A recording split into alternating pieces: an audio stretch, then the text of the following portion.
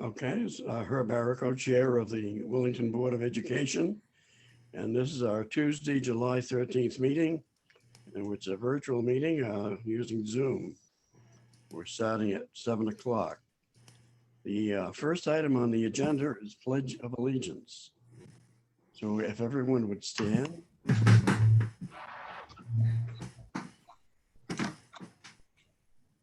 I pledge allegiance to the flag of the United States of America, and to the republic for which it stands, one nation, under God, indivisible, with liberty and justice for all. Okay. Very good. Okay, next item on our agenda is President to speak. This is an opportunity for the public to jump in and say a few comments. We have just about 5 minutes to do that. Please do not discuss personalities. Do we have anyone online, Phil? Anyone that's here in the meeting that's present to speak, you can unmute yourself at this time. There's, I think, only 3, 2, 1. All right. Moving along. Okay. Yep. Next item on the agenda is the chairman's report. I have one item. I did go to the graduation on June 15th, I believe, and it was outdoors.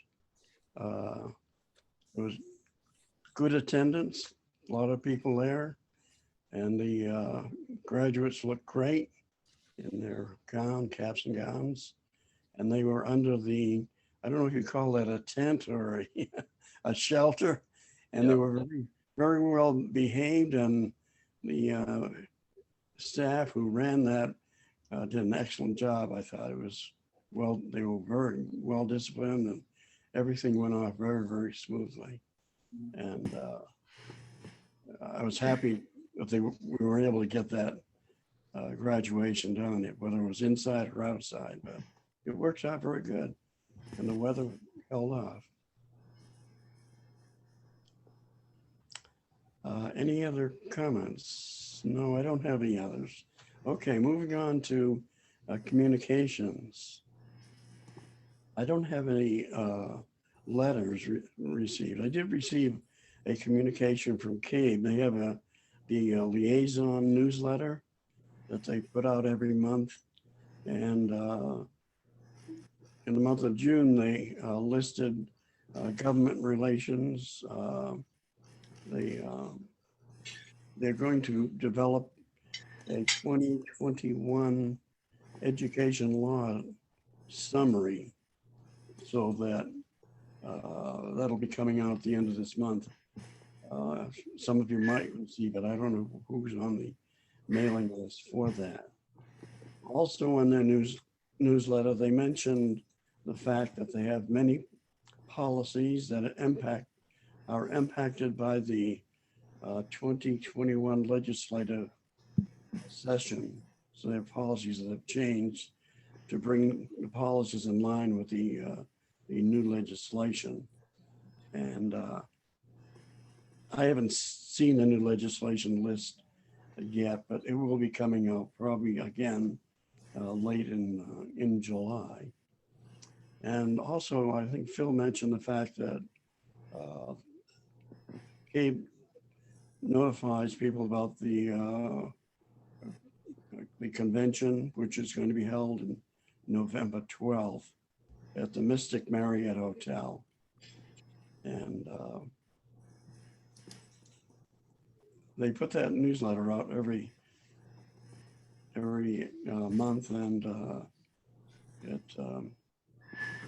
has quite a bit of information on what CABE is doing. Any board members want to go to that, to their convention, just let Brendan know in my office and we can get you registered. Okay. I think it's only running one day, isn't it? Yeah, I haven't. I Usually it haven't. runs looked two Is at it days, virtual? but Is this it virtual or in person? I I believe would it's in imagine it's person. going to be in person. Okay. Yeah. And do we know if there's an early bird deadline?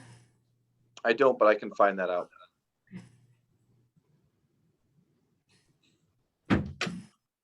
Herb, the other notification we got, and I'm going to talk about our communication we got, was from the Office of School Construction Grants and Review about the roof projects being canceled.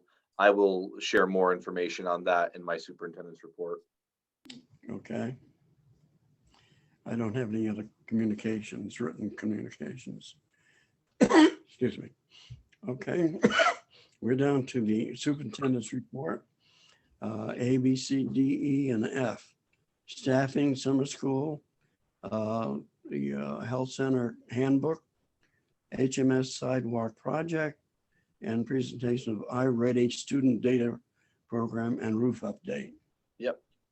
I'll try and move quickly through these. So for staffing this afternoon, we had interviews for the Director of Curriculum and Instruction. Hope to have someone hired by August 1st. We will see. We have a finalist for, we have the .4 special education teacher at HMS. We have a finalist for that position.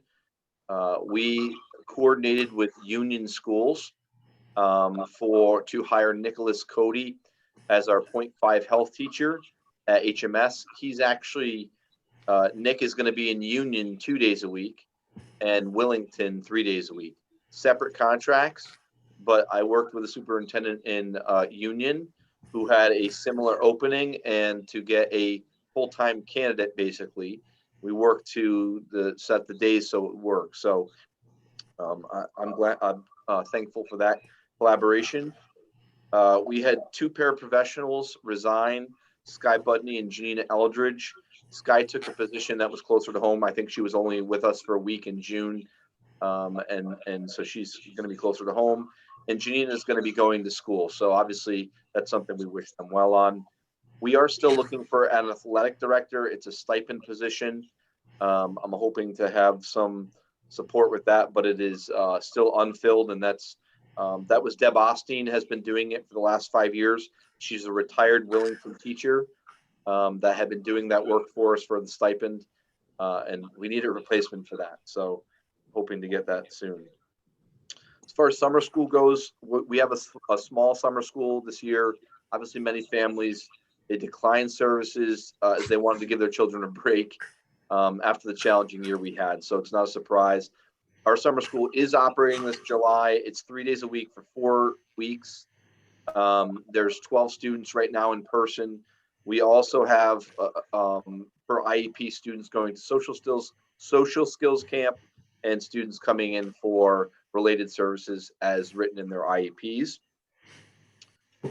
The WPS Community Health Center handbook, Pupil Services Director Marsha McGinley and I were working on a handbook for the school-based behavioral health clinic. At this point, the sections that are in the handbook include professional expectations, privacy expectations, eligibility for services, and the qualification process to receive behavioral services. We will have that handbook completed for staff orientation come the start of the new school year. The sidewalk project, and I'm just going to share my screen real quick while I talk about this one. The sidewalk project, the Economic Development Commission hosted a meeting in June where we had our land use agent, Mike D'Amato. He did a presentation with information regarding the large sidewalk project grant that we received. This is a transportation capital improvement program $1 million grant project, and it's going to result in new sidewalks from Hall School down to the mill. And Hall School will receive new ADA accessible ramps on either side of Route 32. The side road from Penny Hill into the HMS parking lot right here will be permanently closed. They will close that off. A new entrance to the parking lot will be created right here. And new crosswalks with flashing beacons will be created to cross Route 32 in Penny Hill. There will be one here, and then there's also one on Penny Hill over here. No beacons, flashing beacons on Penny Hill. And then the crosswalks on Route 32 will be protected by pedestrian islands, which are in this picture here. This is an engineered project, so this is not me doing this. This is DOT and the state doing this work, and through a grant that numerous people were involved in. And so it'll improve the safety and function of a key corridor within the South Village there. So that's in the works. I'm gonna mute that person, sorry. Information on timing for that? So I'm not sure yet. They're still Mike D'Amato is still working on key details. Erica is Wachinski's on the meeting. Erica, I don't know if you know a timeline on that. We're still waiting for a final review so that we can put out for design. That's the cost that the town will be paying for. Our thought process is still, if this all goes through, we'd be looking at next spring, summer construction schedule. Perfect. So that's something, the radar signs that we have, he's actually taking that data, just again, reinforcing our requests. But this is a project that would improve sidewalk and hopefully the speeds on that road from Hall School all the way down to the mills. Item E, the set date for presentation for iReady student data.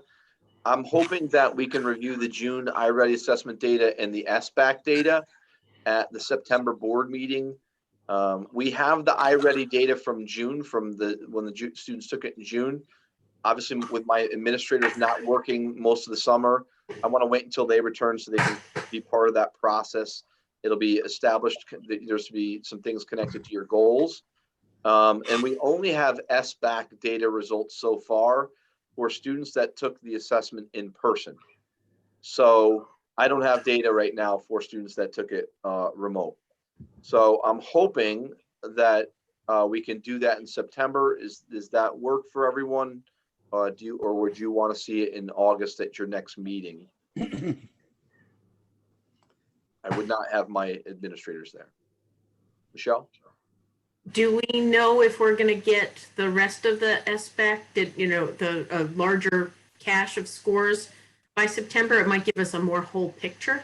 They said later when they gave us the access to the student scores that we have so far, they just said later in the summer. I don't know if that means tomorrow or if that means, August 25th. I don't know. I'd rather wait till we could have a whole picture Yeah. at once rather than twice. Yeah. And it may be ready in September, Phil. Yeah, I think I expect districts will have all of their data, their SBAC data by that point, and that would allow us to do a presentation that's a combination of iReady next to SBAC. iReady is supposed to be our, aligned to SBAC and predictor. So I think it would be a wise thing to do those together so you can see that information. All Okay. right. We can expect that early on in September. As long as we get the data in time and we can input the data into slides to share with you, I'm hoping that we can. The only reason I would say not September is if I don't have the data. But maybe if that we don't have the SBAC data, maybe we just do iReady at that point in time. But that's my plan, is to bring it all together. Okay. All right. The roof update. I think you all know the Office of School Construction Grants and Review. They notified me by email on June 25th. And then I got the board. I got a formal letter from Director Diamantis on June 29th that both roof projects were canceled. The letter did note that if the district decides to only do the roof projects, that OSCGR will accept the grant application materials that were previously submitted. So that means if we don't do any building projects, the school building committee says, nope, we're just going to keep status quo, 2 buildings, we can resubmit and thankfully reuse all of our application materials, and they'll get us going because they know where we were, how far along we were in the process. I will tell you, with all of this rain we've had some minor leaks at both schools. Center School is not a surprise where the seam is, and Hall School was in the library in one classroom. We are going to bring Silktown Roofing back out to do some additional patching because what they did the first time has bought us a year. This could be simply the amount of rain that we had in the winds. But I think it's worth having them come back out for a minimal fee, do some patching because we can locate where those, where the leaks were and take care of what we can until we know more from the school building committee. So the roof won't be repaired until a year from this summer, right? That depends on if nothing happens. The patching can happen as soon as Silktown can get out here. But as soon as the school building committee has some direction and knows and presents something to the town and there's a decision made, then we can figure out if the decision from the town is nothing, then we really start capital improvement projects, and that's where the roof kit projects would kick in. Yeah, okay. That is my superintendent's report. Okay, any comments from the board? Hearing none, we'll move on to financial report. The June financial report, attachment number 1. Yep. So this is the 2020 financial report. I didn't give you a financial report for the July one because all the money's there. We haven't spent anything. This report has all the updates that occurred from your last meeting. We have approximately, I'm going to say, a ballpark $170,000 in there. That's going to go up and down because there's still money encumbered that we're settling from various things. Could be health insurance, could be salary. But that's our number that we have right now that we will believe it will stay around. That's again after completing all the maintenance and security upgrade projects, the purchase of the Promethean boards, the library furniture, the nursing software, and our fire resistant filing cabinets have been delivered. They're in our offices. So now we actually have fire resistant cabinets to store our files, which is how we're supposed to store them in each of the buildings, which is great. I do want to note after our last meeting that we received 2 additional quotes for installation of the Promethean boards. They were significantly less expensive. Our gut was right. And we received a quote from a reputable contractor. And I will tell you, it was about 1/3 of the cost. And so I just got the final quote today. Be signing off on that. So instead of, you were in the $42,000 range, you're in the $14,000 range. Again, once all of these accounts are settled, I will do an end of year report. The board is going to have to do some transfers. As you can see, there are some programs that are in the negative. That was to be expected, and the explanation will still be in my notes section. That's there, so you can see the programs and what they are. We'll update, obviously, make some transfers. So all school is at a 0, but again, our comments, our notes justify the reasons why, and same thing with health services and utilities. Any questions about what's in the budget summary there?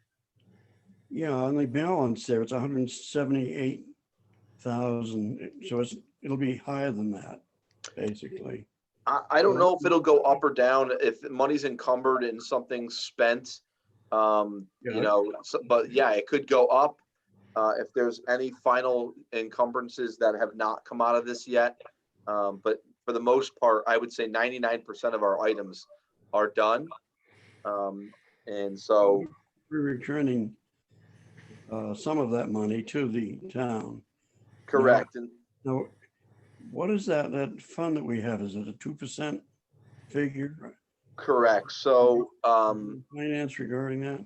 We'll wait until all of this budget's settled. But again, if we're around $170,000, I am going to recommend, again, because of an outplacement, that you request the Board of Finance for the balance of, it's about $60,000 that you can request go into the non-lapsing fund, because that account, the non-lapsing fund, cannot exceed 3% of the recently ended budget, and that would be our cap. We can only do 60, but know that the 60 plus probably 40 will come right out of it once we request it, because we are going to have an outplacement. And I think that really strengthens your when you ask for those funds to be put there, because we know they're already going to be put to use. But again, it's only around 60,000, and that non-lapsing fund is really non-recurring or unanticipated expenditures. It's a prime example of that. I hear you say that we may have another outplacement that's not listed right now. That is not budgeted. That is Take some of correct. this money, some of this money and apply it to that. That's exactly the plan, Herb. Okay. Yep. So of the money that's currently there, we would ask for whatever the balance is. The outplacement would cost more than 60,000. Whatever the balance is that we would owe, we would request out of the non-lapsing fund. And that's the point of that account. Right. If you have something like this happen, you don't want to drain your budget where you don't have the money. You have that money in the non-lapsing account where when this happens, you're covered. Okay. Anyone else have a question or comment? Donna has a question. Phil, you mentioned that the installation of the Promethean boards is going to be significantly less. Wouldn't that impact the remaining balance? Yeah, it's not much, because the second quote that we had that came in was in the $20,000 range, and so it's already reflected in this report. Okay, so the adjustment has already been made. Correct. So it's Okay. there might be a $5,000 difference around that, but when we ran this report, we had already put in the amount as 20,000, not the 44. Okay, thank you for the clarification. Thank you. Good question. Okay, we're ready to move on? Okay. So the financial services report, the food services report, I gave you the copy of this. We received an update on the school lunch fund. The balances look healthy. This is a perk of COVID for us, to be honest with you. We expect our balance to be around, after everything is settled, to be around $40,000. And that's after all of the breakfast and lunch reimbursements and the funds that were borrowed from the town initially. This is almost 2 years ago now, to cover salaries. That money will go back to the general fund. And you can see that where it says fund balance, liabilities due to GF.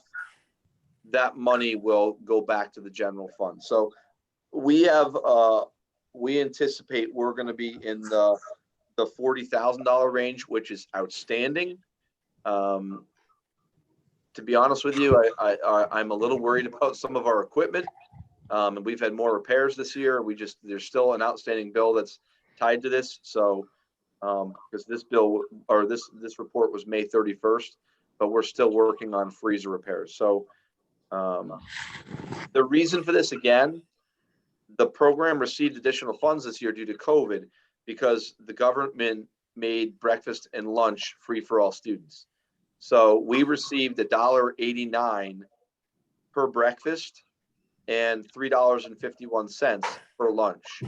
That money is used to pay for the food, pay for food, the salaries.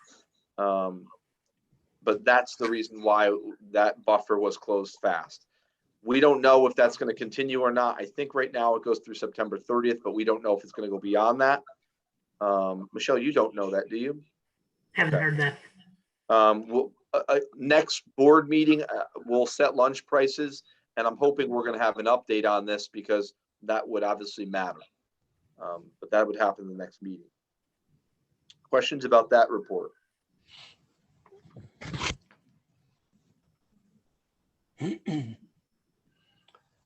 Okay, I guess we're ready to move on to new business, Phil. AB up to H. The minutes are A, B, C, and D. And I'll ask for a motion to approve those items together as one unit, unless someone has something they want to talk about. Michelle? I move that we approve the minutes of the special meeting for June 1st, 2021, the regular meeting of June 8th, 2021, the special meeting of June 15th, 2021, and the special meeting of June 21st, 2021. Okay. Can I hear a second? Tracy Anderson, I second. Oh, sorry, Elena. It's just Okay, Tracy seconded, right? Okay, all those in favor of the motion to approve the minutes signify by saying aye and raise your hand. Aye. I Aye.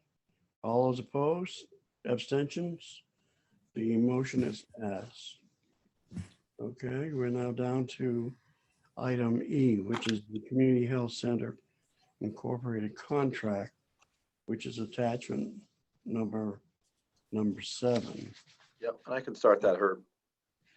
So after the admin team provided feedback on this contract, and it looks significantly different, this is where we had the negotiation subcommittee made a significant number of recommendations to this contract. And I think with the expectation to meet again and review it.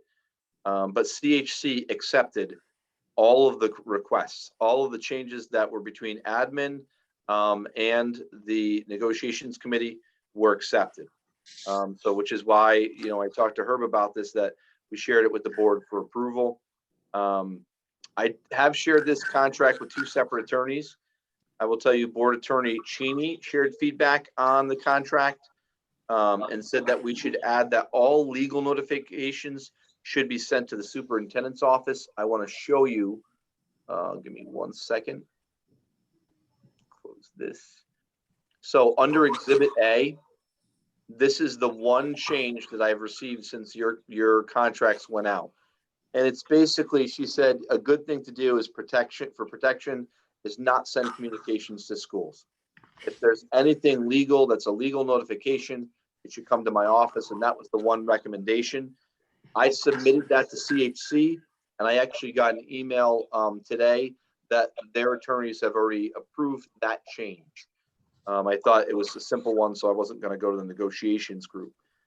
I did ask about how restrictive this contract was as well. And she said that the contract is extremely protective of parent rights, and that the board's adjustments are very restrictive, and that they're actually more restrictive than state law. So we've gone above and beyond because of the adjustments that we've put in here. I asked Jane Highland, who is the person that came to do the presentation for you, that I've been working with back and forth with the contract and communications, about students that were seen without parental permission.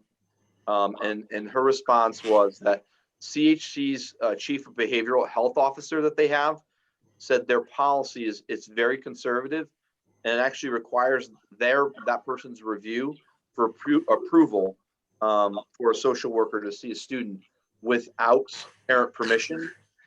Again, so we have 2 layers in there before that would ever happen. And they finished the statement and said that this is extremely rare if it ever happens. So, you know, after feedback from my group, the admin team and negotiations team, I'm going to recommend you approve the contract with that minor addition, but I know the board is going to want to weigh in on this. I have a question. I'm sorry. Elena Testa. Elena, go ahead. Yes, thank you. I did not understand what the correction you mentioned. So do you want to say that the agreement which we have, it's not what you have? Because here there are quite a few questions which are against of how we discuss contract book. Like, for example, as far as I remember, the contract was supposed to be, when we were talking during our meeting, it has to be totally only with parental control, with parental consent. And this contract doesn't say it. If you, maybe it's changed in your view, it's number 2. If you go to C, It says here, the parties acknowledge and agree that CHC shall not provide behavioral health services to a student unless a parent or legal guardian, or when allowed under applicable law, the student gives written consent for such behavioral health services. Well, the law says from 12 years old, they do not need permission. So does it mean that all our students in 6th, 7th, and 8th grade can be seen by this specialist without parents even knowing it? So I really would like, that's not how we discussed, definitely. I would like this to be definitely changed and say it's only with parental consent. Because that's how we discussed over and over. We discussed it was a main issue. And now this main issue in whole school will be totally ignored for the 6th, 7th, and 8th grade. And they have another question to add there. Also, I remember we were discussing the problem with group counseling, especially in both schools in our age. We were talking that it was very dangerous, and we asked that group counseling would not be practiced in our schools, just for the reason that kids do not understand yet, because of their age, they do not understand maybe privacy questions, which could apply in certain situations. So I can see it all in this contract. Are those two questions fixed in the contract which you want to approve? Because as if it is like this, then it's not what we voted for. Elena, where do you see the group counseling? Can you tell the number so we can? Yes, group counseling is in Exhibit A. It says behavioral health. There is a table with the name behavioral health. Exhibit A, yes. Thank you. So it's just not even for the, it cannot go for the vote because that's not what we discussed. That's not what we voted during our regional meeting. So. Also, I would like to make another, I think there could be a problem if you go to term and termination conditions, that's number 1B. It says the termination is a party may terminate this agreement at any time with or without course upon written notice 90 days in advance to the other party. I think that's too long. I think we should shorten it, make it 30, 60, not 90. So those are my 3 points, but 2 are first majors. That's just a little bit my opinion, but. Yeah, I had a question on the, on 1B as well, Phil. I thought at the meeting, I mentioned the fact that I would prefer a 60-day notice, but I know it's not in there, and that was, I was hoping that would change. And if the contract had gone back to the committee, we might have discussed it at that level. The other question I have is that under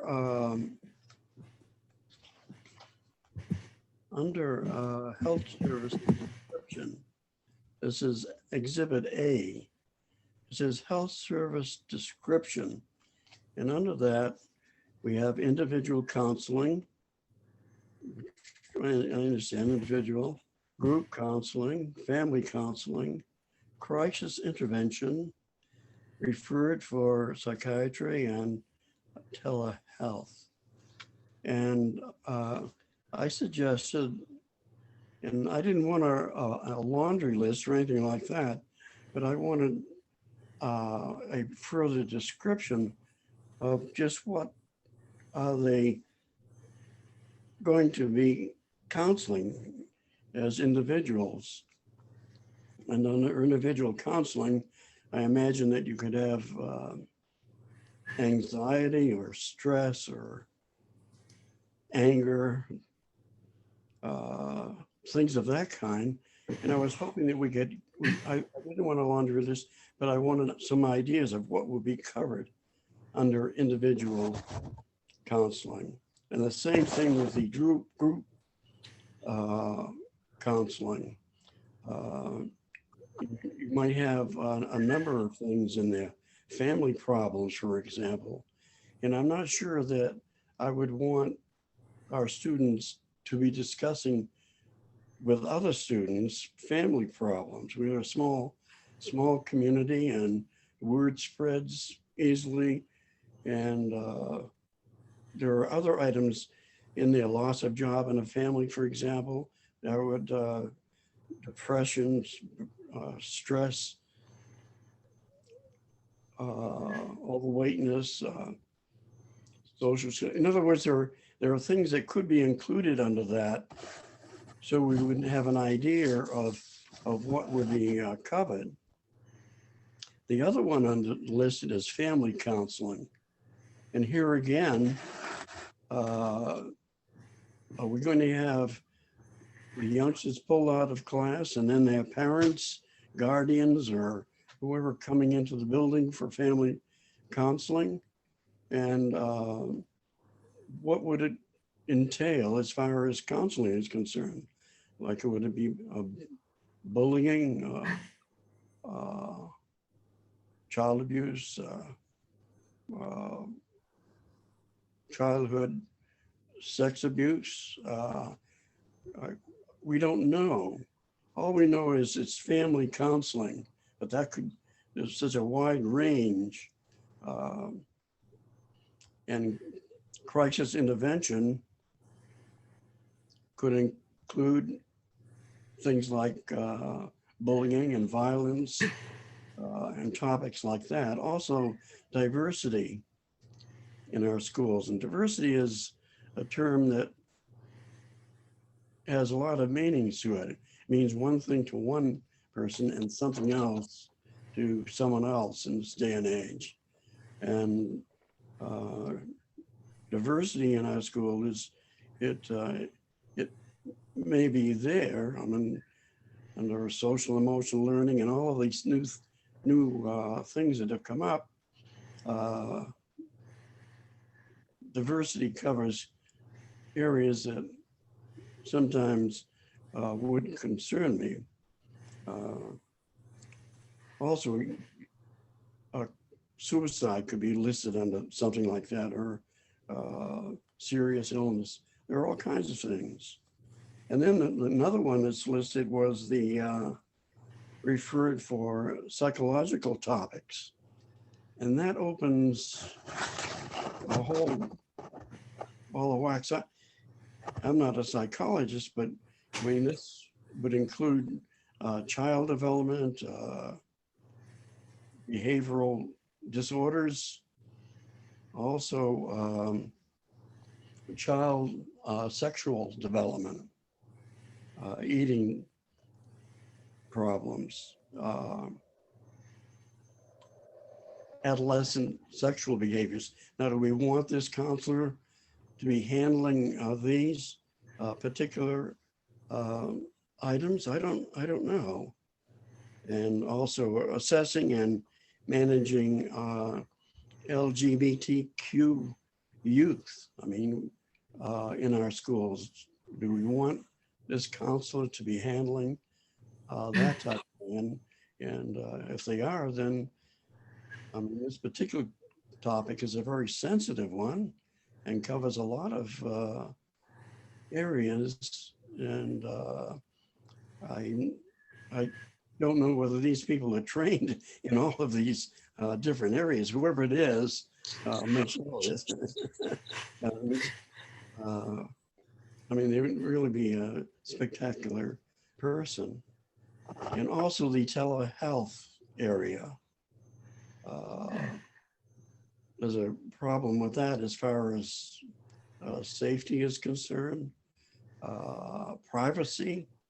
I mean, if you're going to be using the phone or emails or things of that kind, What kind of security do you have? If you have video teleconferencing, all kinds of technology. Is the information secure, for example? I imagine the records of this council would be secure as can be, but when you get into technology and using the telephone, the email, and things of that kind, you might have a problem. Also, the tests that have to be taken under telehealth area. And who does the blood work under this particular heading? The counselor, or do they have to bring the nurse in on it? So No blood work associated. There's no blood work. as I say, there are a lot of concerns there that the only thing I asked for was that we have the topic, Exhibit A, but have a listing of some suggestions as to what would be covered under that. And for some reason or other, I was not listened to, or it wasn't included in the contract, and I was very disappointed as a result of that. So that's just a little information that I have in regard to this and how I feel about it. I mean, I was all set to work with the contract, and I didn't have that many changes really initially. The one that I suggested was ignored, the 60 days, and also the listing of the description of the counseling areas. So that's where I am in regard to this contract and some of the items in there. Those are just a few of the highlights. I'm not going to go into the others that concern me. Can I speak? Michelle? So if I remember from our conversation, originally it said behavioral health services, and Herb, you specifically asked for more detail. And that's why it's now listed out, individual counseling, group counseling. So it's listed out the subgroups or the subtypes of services they might provide. To go into further detail. Can I interrupt just? Okay. Those were already in the contract. Those were already in the contract? Okay. I didn't put them in. No, I don't think you put them in there, but early on, we had said we wanted them to be listed. You didn't add them to the contract. I think that they were added because we said we wanted a description. That's why they're in the contract. That's not a description, though. They just counseling, It doesn't give So- you any. So it's a description of the type of counseling that the would do. Those are types of counseling as opposed to the types of issues that they might address. The types of issues they might address could fill a book this big. So there's no way to include every type of diagnosis or I didn't want to laundry. possible problem. What would you be looking for that's different than that? Just a few areas that would be covered under that. I didn't say it had to be an extensive list. I don't think that it would be appropriate in a legal contract to list the types of diagnoses or the types of topics they might cover. Because in a legal contract, if you list them, you're then kind of limiting the list. If you say anxiety and depression, then you can't deal with them if they're suicidal, if they don't have anxiety or depression. So All you have to do is put a few words in there that this is a list, but not inclusive, and there are other areas that would be covered as well. That's all. but why would you include it in the contract? Legally, it's not a problem. You can get around that. But why would you include it in the contract? I'm not going to argue with you. I don't understand why you want it in the contract. I'm sorry you don't understand, but I don't. I stated my case, and that's it.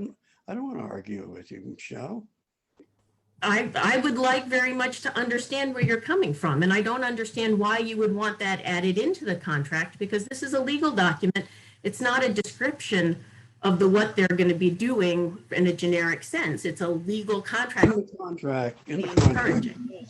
it says that they're listed and described. It's a description. It says right there, health services description. And all it does is give the counseling names. And so that's not very descriptive to me. If you're going to describe something, you have to describe, what is it? What does it entail? What's involved in the counseling? I don't think you're looking at this right. You can read anything you want into it, but this is the way I see it. Okay. These are just a few. I could give you 1,000 items under each one of these. It could be. That's what I mean. It's so broad. The idea is to give him an idea, or give us an idea of what is going to be in the under the counseling. For example, under the one of them, we have the assessing and managing that I mentioned under the psychological topics. There are some things in here that are very sensitive areas to me, and those are not listed under this. Someone looks at the psychological topic, and it doesn't show that you have sexual behavior items being discussed under that. So you're saying that you want the contract to limit what the counselor and the child are allowed to talk about?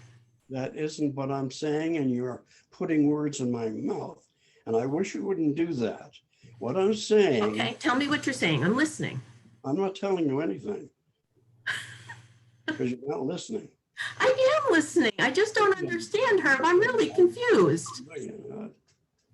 Disturbed by this type of conversation, so I would like to maybe call point of order, so we would be more respectful towards other opinion.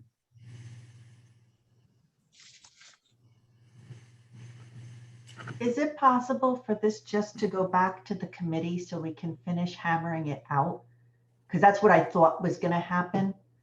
I will tell you that I am really concerned about that 2C. I will tell you, my husband had to go for a COVID test before he had a procedure, which wasn't a big, the COVID test wasn't a big deal, but they made it very clear to us in the documentation that parents could only know what the results were and what was going on if the child was 11 or under. And that was for, I'm going to call it a nothing test. It wasn't something nearly as sensitive or long-term ramifications as your child going in for a counselor. So the way the contract is written now is saying that a child 12, 13, 14, I don't know if we have any 15-year-olds, can choose to see a counselor for any of the reasons that they choose, and almost anything in life will fall under the behavioral health list. And not only does the parent not have to be notified, but if the parent finds out, they have no right to know what's going on without the child specifically giving the parent permission. That to me is the problem, the big problem. And that's what needs to be dealt with. I was hoping when I asked you about me, following up with the attorney, whether it has to be in our contract with them, or if they have to say in their policies and procedures that they only will treat a student with the express written permission of a parent or guardian, then to me, this is a real problem. Um, because I know that unless the parent has permission, you know, whatever your child's going through, I think it's important as a parent that you can come alongside them and encourage them, but you also have to be aware. We have to be vigilant as parents on who is feeding into our children and what they're being exposed to. And we also want to be part of the solution and not want part of the problem. And it's difficult to be part of the solution when you don't know what the problem is. So we're going to have, under the current contract, any student 12 or older is 100% at the wheel. And, you know, the society is telling me my kid isn't independent enough till they're 26 to be off my health insurance. Now you're telling me a 12-year-old is totally independent enough to select their own psychological counseling, and parents can't know. So that's my big problem with this. Can I ask a question, Tracy? Tracy? So, question to Phil, because I wasn't part of the committee and I don't understand necessarily how this works. And so I read this as only in an emergency or crisis after all school resources have been exhausted. If this part were taken out of the contract, we're in a situation right now where we don't have CHC as part of our school. What happens when when all school resources have been exhausted and there's a student that has had an issue up till now, July 2021. And I know there's situations. What happens? How do we deal with it? We have a kid that's out of control in the school in the middle of the school day and the services can't be provided. What happens? Can you answer that without going, you know, I mean. Yeah, I mean, typically we'll have a school counselor or our social worker, you know, or administrator working with that student and calling 211. I mean, we'll be calling 211 and calling families to say, look, we have a student that's in crisis, and you know, could be out of control. And when that 211 call goes out, a trooper comes. And typically that trooper also is responsible for evaluating that situation. And if we have a student that whose parents can't respond, the troopers then making a decision of that, if that child should be transported, and we go with them. If the parent we can get a hold of the parent, then, you know, obviously we would talk to them about what to do.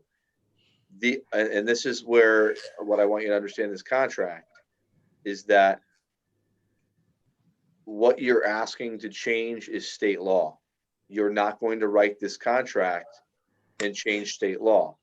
What you can do is increase the expectation for what it takes for a student to see someone that is on the CHC side.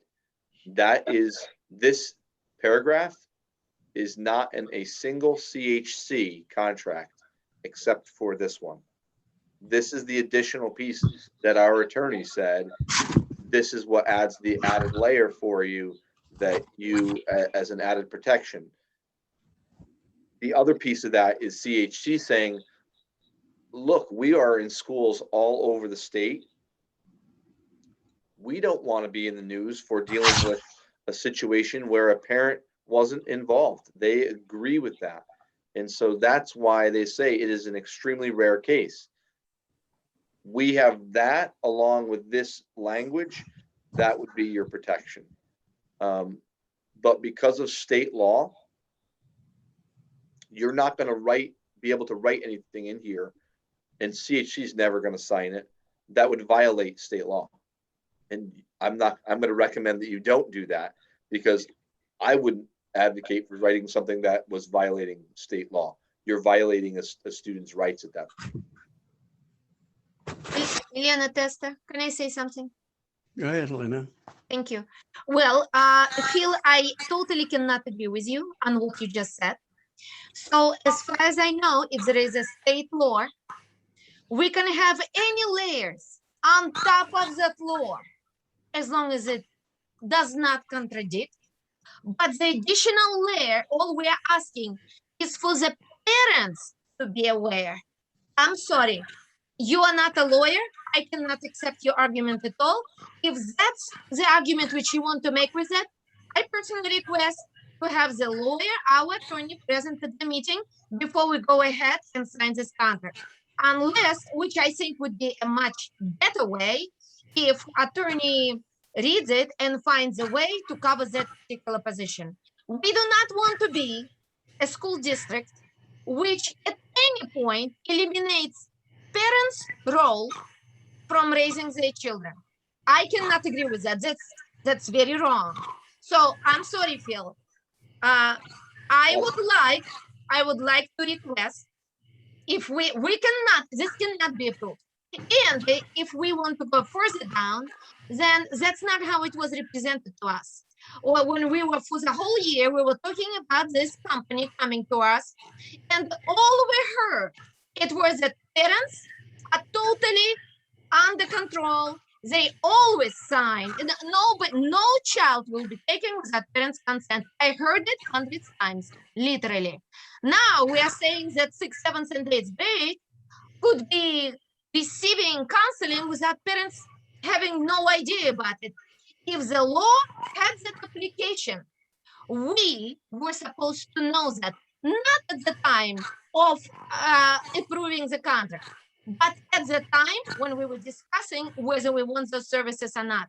And the fact that those services, I guess, hid it from us while we discussed so much, particularly this question, that puts all my red flags on. I'm sorry about this particular service, that it was ignored to let us know that there is a law like this exists. Thank you. I'd like to recommend that possibly we're looking at this the wrong way. And that one way to look at this is that children are going to have crises and children are going to need to talk to people during the school day. We know that already because they're already doing that. We don't have enough hands on deck to do that as well as our children need. We don't have enough expertise. Certainly the people the state police who come if we call 211 don't have enough training or expertise. What this contract would do would to give us in the school extra expertise to help children through these crises. That children are going to talk about whatever they're going to talk about with anybody else they want to. You know, there's no secrets necessarily between kids in classes. There's no worry about privacy because kids talk to kids all the time anyway. Kids are going to talk to adults. If there's no specialist there, they might be talking to the police department about their issue. They might be talking to the school psychologist about the issue. But we don't have enough hands on deck. So what this contract does is give us expertise to make sure that it's handled correctly. Instead of, should something happen, I don't know, say first thing in the morning when something's off, it gives us more resources to handle the issues in a way that's more likely to be appropriate than in a crisis at some other point. Michelle, how many times have the police been called in the last 5 years, for example? I have no idea about that. Anytime we call 211, Herb, they're there. How many times if you had to guess, how many times a year does someone in your administration call 211? So it depends on the student, but I would say fairly, it's probably around 3 times a year. Okay. But it could be 3 times in a week, depending on where that student is. But unfortunately, I think that takes the parent out of the picture than us trying to deal with it ourselves or someone that would be working in our building that would be an expert. And again, we have to go through all of the emergency crisis procedures there. It's got to be approved by a Wellington administrator. And there's a report right away. They're providing crisis services right then and there. The way this is written, it does not stop a student from knocking on the door and making an appointment and seeing a counselor without this. I mean, the school doesn't have to approve this. The kid can go during their lunch. But Donna, I'm not saying. Can you take this off so we can see everybody's Wait a face, minute. please? Sure, sorry. Just a minute. Yeah. Can you let Donna Thank you. finish? I just have a question, because what I'm Donna, reading it, maybe I'm reading it differently. Excuse me, Tracy. Let Donna finish. No, I want to hear Tracy's question. That's okay. Okay. It says only in an emergency or crisis after all school resources have been exhausted. And I'm assuming there is a list of all those school resources that would have to happen before we would get to this. Okay, so the way I'm reading it is the first paragraph says that they agreed not to provide health services unless allowed under applicable law. All right. And then the next thing would be when the school would reach out, to, I'm having a massive meltdown. I'm dangerous to myself and the other students. And so the teacher calls the social worker or calls this group and says, Donna's having this massive crisis. I fear for her safety and the safety of my students.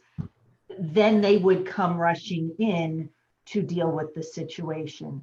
I'm talking not about Donna having a meltdown and a possible danger to myself and others. I'm talking about Donna exercising her legal right to make an appointment to see these people.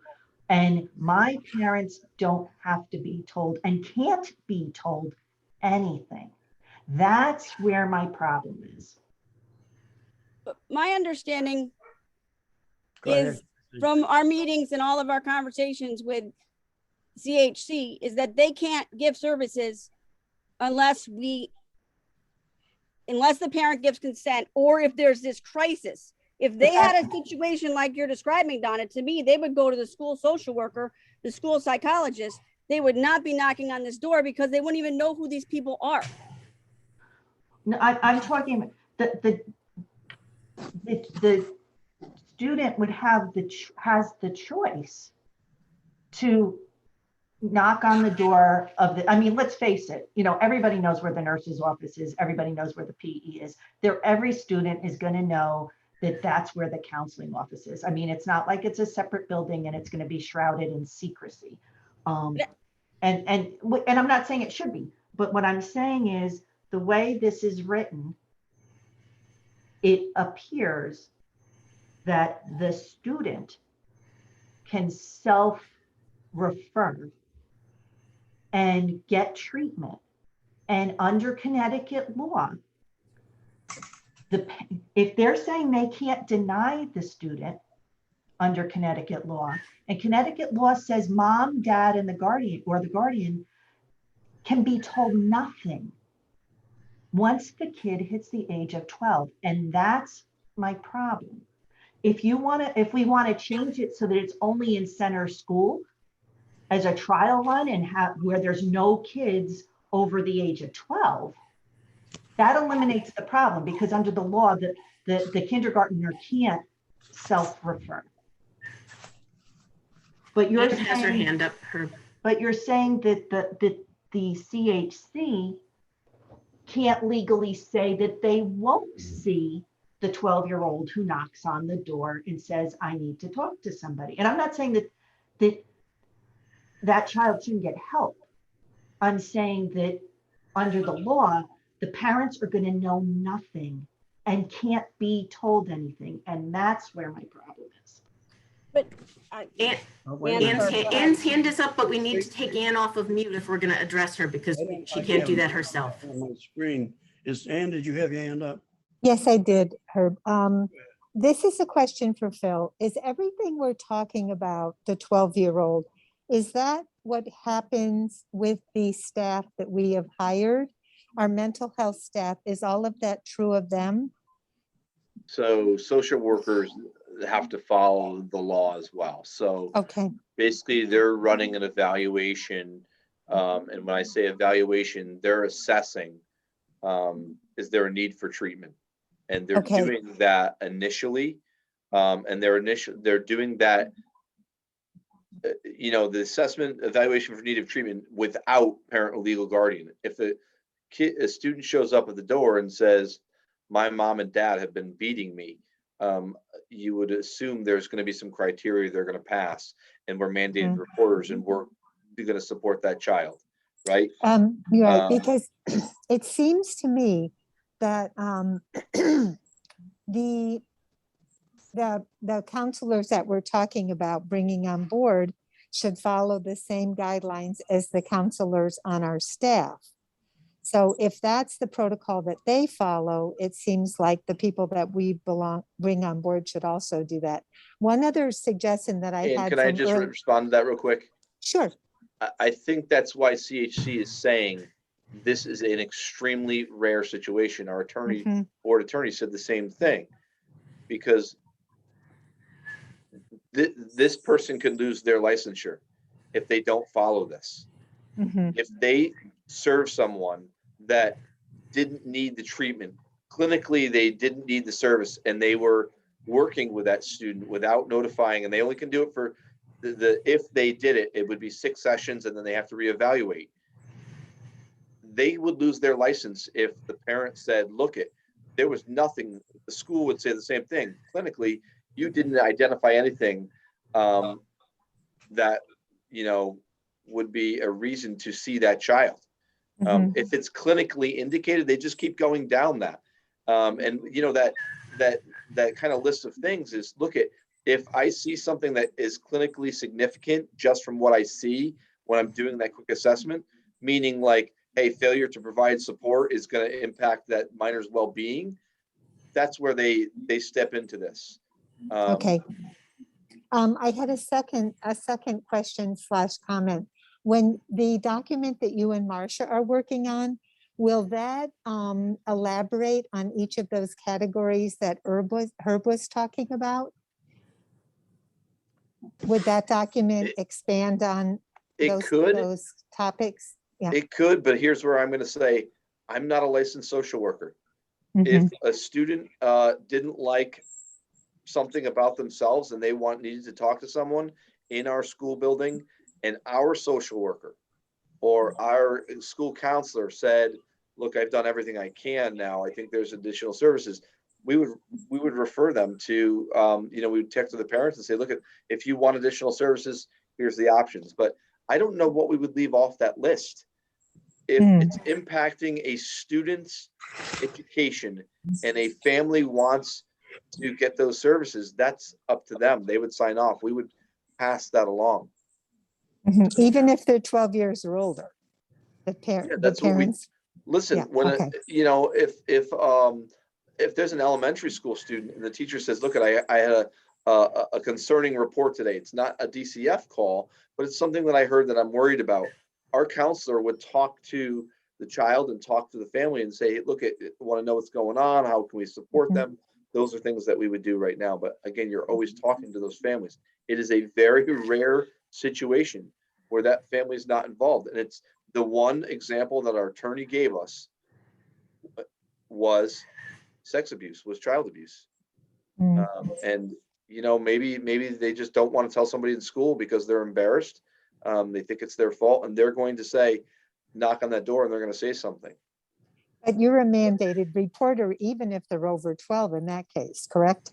But if they didn't come to my door, if they didn't say it to a Willington Public Schools employee, and they saw that person in the hallway of our building, and they said, I'm scared, I don't want to go home, and shared, something quickly, that person's going to get someone from our staff. We're going to work with them, and then maybe, there's going to be something additional, but we would get involved right then and there. It's the very rare occasion there would not be someone from our staff available. Okay, thanks, Phil. Yeah. Can I make a note? Thank you, Elena Testa. Well, Phil, I would like to say that the example which you just now brought about sexual abuse within the family, child abuse, that's not from the mental health services department. That's already police should be involved in there. So it's not something where the child needs consultation. Child needs police involvement and nothing else. So that health services should do nothing in that particular situation except calling 911 and reporting that case. That's not their business. It's a police business. We are talking here about mental and health services, about very different personal things which are related totally to child's thinking and his behavior. So I do not want those examples to be messed up because they're very different things. Thank you. I'd like to give you a counterexample, Elena. So for example, say a child was abused many years ago and is now dealing with the emotional trauma of trying to find out who they are and how they relate to themselves as a growing adolescent. You know, they have confusion about, you know, whether or not they deserved that horrible treatment years ago. That person could already be in jail for having done that to them. But the scars that the child is facing and the emotional trauma of that might need a specialist to help them come to terms with it.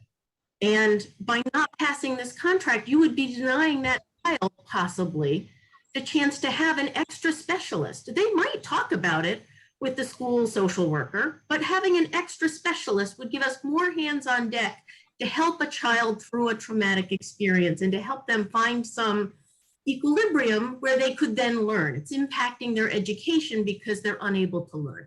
I don't think Phil was saying this isn't absolutely had to be a problem right now. That was one type of an example, but there are many types of trauma, real and imagined, that children experience that they have to emotionally come to terms with. And that's what the behavioral and mental health services are, is the helping them think through, how am I going to live in the world? How am I going to react to these things that are no longer a problem because they're in the past, but that might be impacting my capacity to learn now as a student?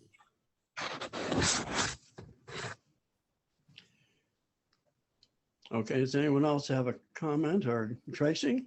Yeah, well, I had a question about on Exhibit A, where it says health services description. Is it required to be stated that way? Because to me, I understand where Herb's coming from his description. To me, it looks more like category. You know, this is the type of counseling the child is going to receive, or the type of service, rather than this is the services, these are the types of things we're going to talk about. Like, does it have to say description? Could it be said differently? You mean call it a category instead of a description? I mean, it's semantics, but yeah, I mean, because Okay. it does, there is a different definition. And then the other thing was with that, what is it, 2B or 2C, I'm sorry, is it 2C? So Phil, you're saying that the section that you showed us, the only in an emergency up to, so that paragraph in there, that's separate, that was what the lawyer suggested we put in as a protection? No, that was what the group put in as an added protection, and the attorney said that's the higher level. So that was part of the negotiation committees? Right. Okay. I And have then- one more. I'm sorry, Tracy, were you done? I'm just Okay. confused about what it means by client, because to me, a client is someone who's already signed an agreement to be part of something. So like I'm a client of the lawyer because I hired them. Or, you know, so a client isn't necessarily someone who's walking off the street that I've never seen before. Am I misinterpreting what that might mean here? Is the law stating that a client is just an individual? I'm sorry, where are you? I'm sorry. It's one of those days. In C, where it says the parties acknowledge and agree the CHC in 2C. The parties acknowledge and agree that CHC shall not provide behavioral health services to any student. And then it says, unless a parent or legal guardian, or when allowed under applicable law, the student who is the client. Do you know if that client there means someone who has already been approved by their parents to see CHC, or is the law stating that could be any student in our building? That's the question of the client could be 12 years or older. Okay, so it could be any student in the building. That's what the Okay. state law says. So I wanted to comment on that question about the state law. The reason that the legislature has had to balance the parental rights versus the child's rights in situations like this are exactly in cases of child abuse, such as we were just describing. And they have to balance at what age is a child able to make a decision if they need to go for help. They have that power to set that number at whatever number they want. As the state legislature, they could make that number 8. But they have chosen not to for a reason. And the reason they have made it lower is because there are many young people who have suffered traumatic experiences and need to get services and need to talk to people without having fear of repercussion of a parent who may be abusing them. In those cases, the legislature has to balance the parental rights versus the children's rights. And I'm sure it's never a good decision, that there will always be instances that we can come up with that we will have read about in the newspaper where it wasn't the right fit for that particular child at whatever age it was, or that it wasn't the right fit for that particular parent, whatever the age it was. Whatever law is passed is never perfect, but they have to pick an age in that case. You may disagree with what that number is, but if the state says it is that number, then we have to follow that law. As a school district, we must follow the state law. We have already agreed that we want to move this contract ahead. We want to offer them mental health services, and we must follow the law in the way that we do that. So to change this and try and make it say something that is not part of state law would put us out of compliance with state law. CHC would never sign something that's an illegal agreement that would make them break state law. And asking them to break the state law because you don't like the way the state legislature has set that number is a disservice to our students. There are children in our schools who need these services, have needed them for more than a year. And it has taken us a very long time to get this done. We are at the finish line. We have kids ready to come to school in September. We need a counselor in place to help them. We need extra resources on hand to help them. And you, if you do not pass this tonight, are denying them services they need. It is cruel. It is wrong to not have the generosity of heart to recognize that there's no perfect solution, that we may not agree on what that number should be, but that we have to come to some resolution on this. As a board, we have to decide what our next step is. We could discuss this ad nauseum all night as to what's the right way to approach this, what's the wrong way, what we would like differently, but this is a contract. And I move that we pass this contract with the one addendum that we make it a 60-day termination period. It's in that first section that Herb had requested that was not in there. Anyone else like to make a comment at this? Donna had her hand raised. There's a motion on the table. There was a motion. Yes. Just a statement. I moved that we approve the contract. You should ask for a second. We can Well, continue it's to to discuss start it. here. I just want to put it on the table. I just did it. Sorry. I'm tired of talking. Sorry, I get passionate about this and you get my blood pressure going. And I'm sorry, I'm on my soapbox. I'll have a drink of water. There's a Tracy motion Anderson, I'll second the there's a motion. To accept the contract. Tracy, you I'll second. second the motion so we can discuss. But Donna had her hand raised several times while Michelle was speaking. Donna? Yeah, so I want to know if we're going to send all parents a letter to let them know that this is a possibility and so that they can be informed ahead of time. I will tell you that if you have a student who does need mental health care and they seek out help and they end up being sent to the hospital because they need a little bit more, the parent will not be able to extract them, will not be able to see them, and will not be able to know what is going on. All right. So there's a whole lot of balancing that this is doing. I am very concerned, as I've said before, about this particular organization, what they stand for.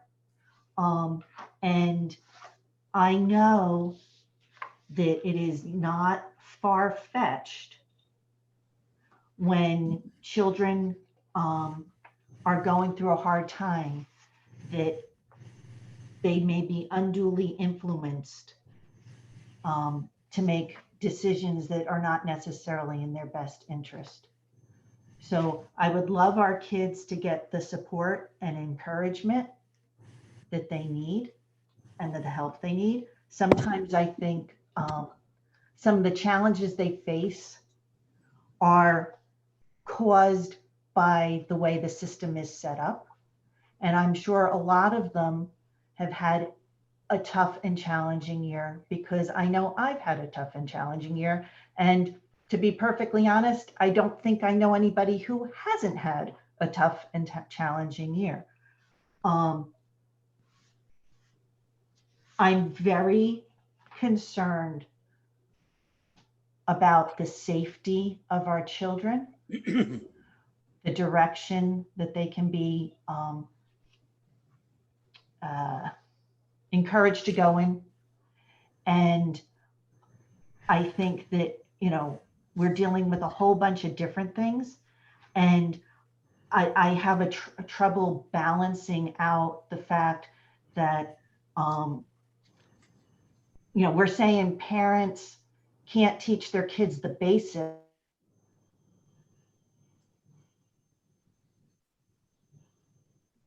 I think we lost you, Donna. I can't hear her. We lost you. I'd like to make a motion. Oh, stop. I'd like to make a motion that we lay this on the table until our next meeting. I second it.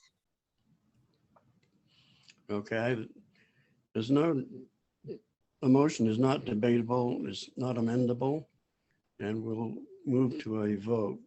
All we're doing is tabling it I'm until sorry. the next meeting. In the meantime, the committee can meet and resolve some of this. All those in favor signify by saying aye. I'm sorry, Herb. My screen froze and I had to leave and come back in. I did not hear what you said. Let's just vote, with the vote. The motion is to lay this topic on the table until the next meeting. We have a second. This motion is not debatable and it's not amendable. But in the interim, I just want to say that we can put it in, throw it back to the committee, and they'll bring it back at the next meeting if this motion passes. Okay, all those in favor signify by saying aye. Aye. Aye. You have to do a roll call vote if it's not unanimous because of Yeah. the state law. So, Ally, can you do a roll call vote for me, please? If you're there, Yeah, how exactly do you do that? just call a name and they'll give their vote. Okay, so Elena, you voted yes, right? Yes. Okay, so then Anne, No, okay, so no, and then Donna, Yes. yes, and then Herb, Yes. yes, and then Michelle, No, no, and then Tracy should be your last. Tracy, board meeting. No, Thank you. Tracy said no, okay, And that's and everybody. then that's everybody, okay. What's the tally? So there are, so there's 3 yeses and there's 3 no's. Okay, the motion is defeated. We are now back to the main motion.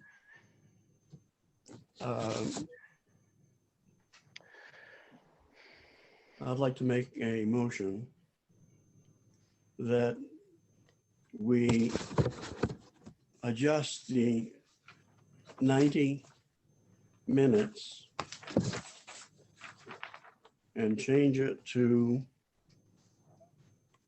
60 months. 60 days. 60 days. That was in my original 60 days. motion, Herb, so we don't need an amendment. Pardon? That was in my original motion to include the 60 days to terminate the contract, so we don't need an amendment. Okay, can you read the motion back again? Do you want Ally to do that, or would you like me to do that? Do we have you have the motion? I don't know if Ally was, this is Ally's first night. I don't know if, I know it. I This is don't know. Ally's would you first like, night. Ally, would you like me to repeat it? Yeah, I think you motioned to pass it and then Tracy seconded it. I motioned that we approve the contract as provided with the exception of a change to the 60 days to terminate the contract instead of 90.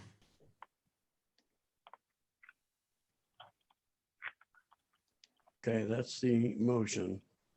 Did not have my adjustment in there that was recommended by the attorney, just as an FYI.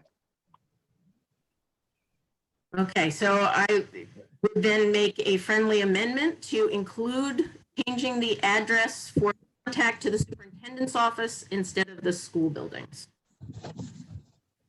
Do I Tracy, would- I accept that amendment or friendly adjustment. I don't know. What is friendly amendment?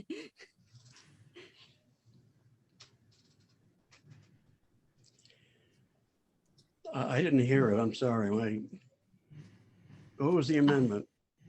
Remember, there's that line on the amendment that changes the address for contact Legal notices. contract to the superintendent's office, so it doesn't go to the school building and then have to get sent to the superintendent's office. It skips the transfer step. Okay. Any other comments before we take this to a vote? I have one.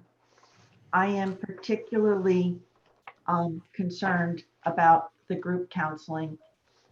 And I believe that it could be a cause of bullying because you have, and I've given this example, so I'll give it now. You know, 6-year-old Donna finds out her parents are getting divorced.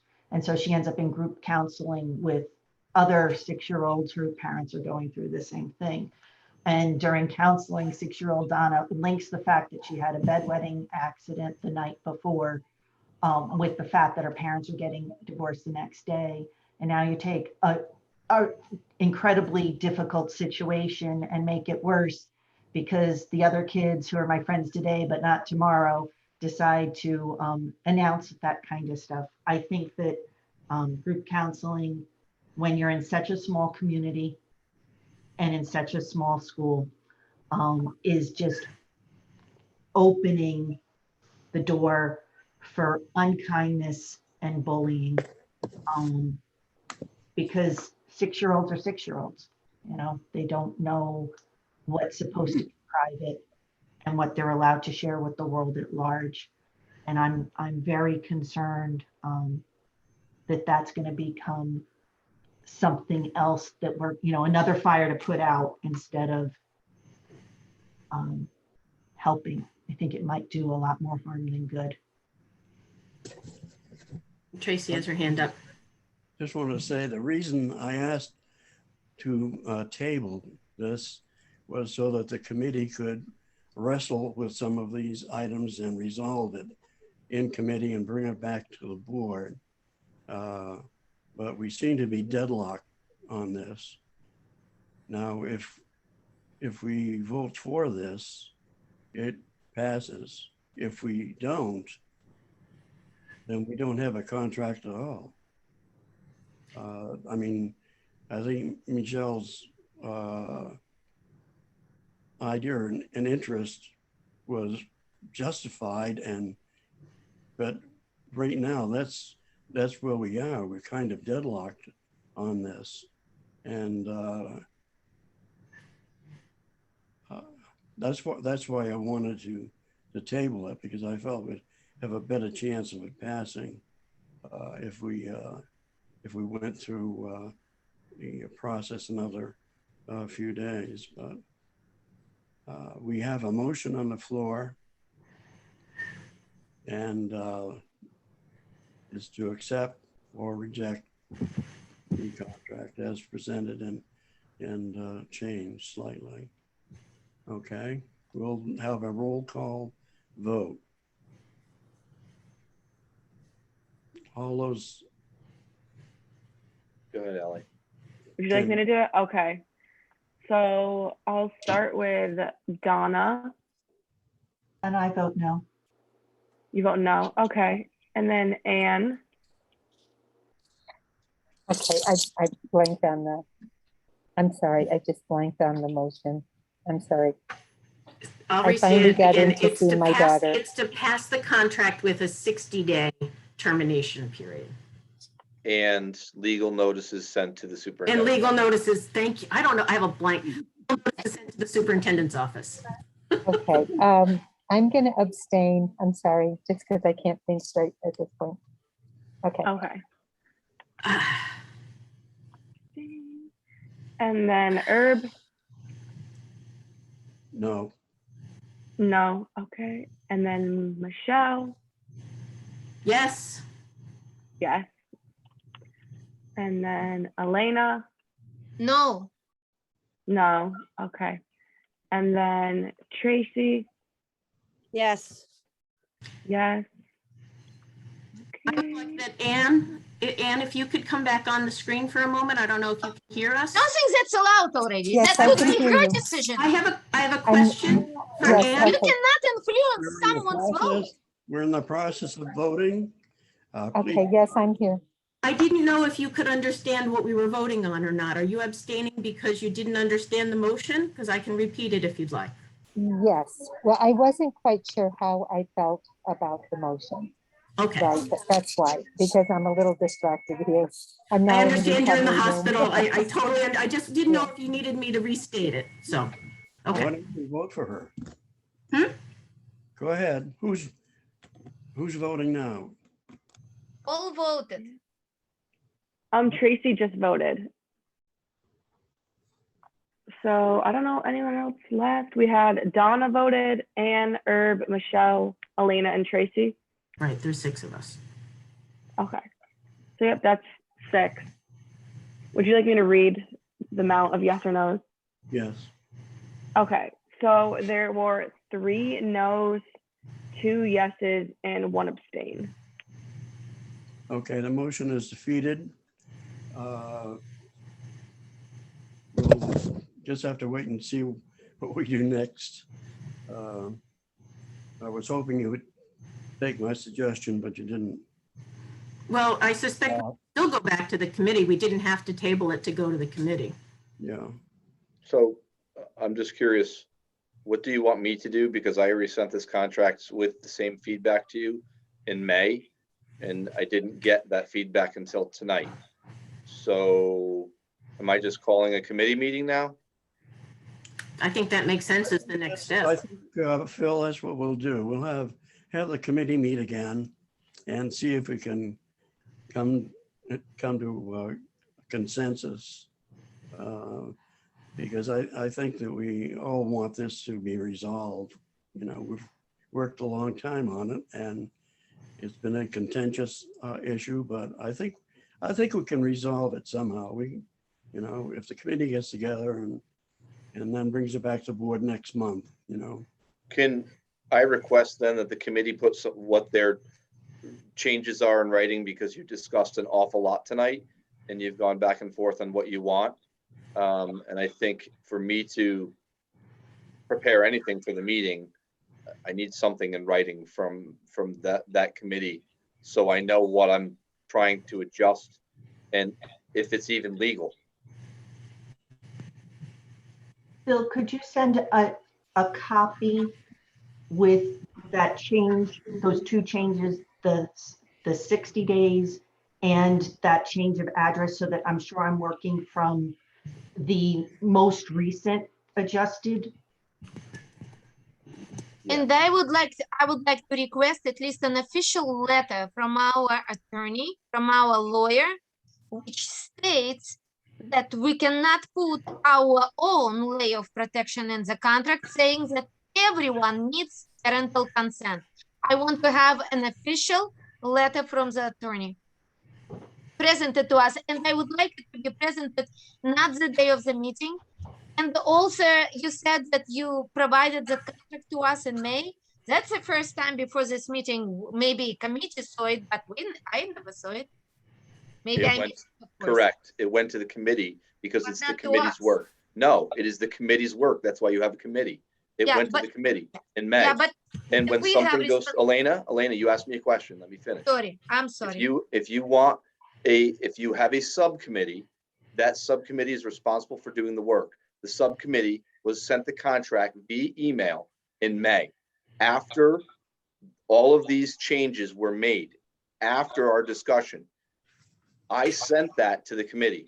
I have not received any feedback from the committee, which is why when I had all of the CHC approved changes, I sent it to the entire board for tonight.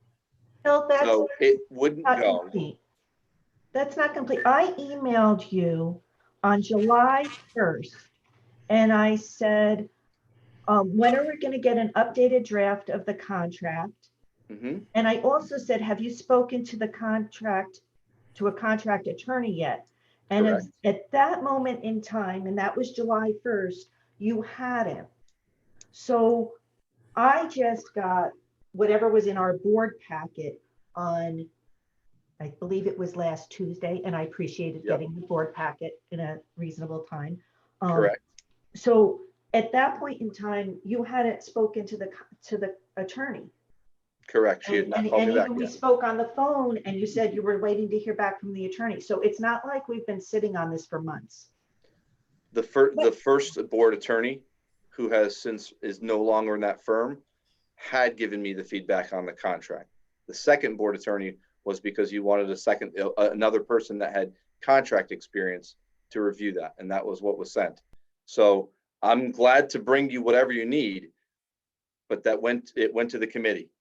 So And just to be clear, the committee is Elena and I, correct? No, I'm not on the committee. I would like to be. I'm on the committee, Michelle. Oh, it's Herb, Donna, and I are on the committee. Sorry, Elena. And That's Laura what I was is clarifying. and Laura is the alternate. Bill, Okay. can you send me an updated copy of the? I will update with the That's all. and I don't know if you want me to send you with the 60 days or not, because it was turned down. So, I mean, I can highlight that as a talking point. And then the change would be the legal notices. That's the only change that CHC would have approved already. Right. Okay. And then whatever you can, I think Donna or Elena can send her exactly what she's looking for to you, Herb, from the attorney, and you can send it to me and I'll forward it to the attorney if you want. That's your call. Okay.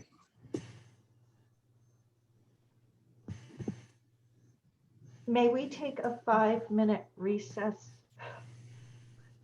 Because it looks like we still have quite a bit to go, or a 3-minute recess. Yeah, go ahead. We're in recess. Thank you. 5 minutes. Thank you. I'm just going to pause the recording.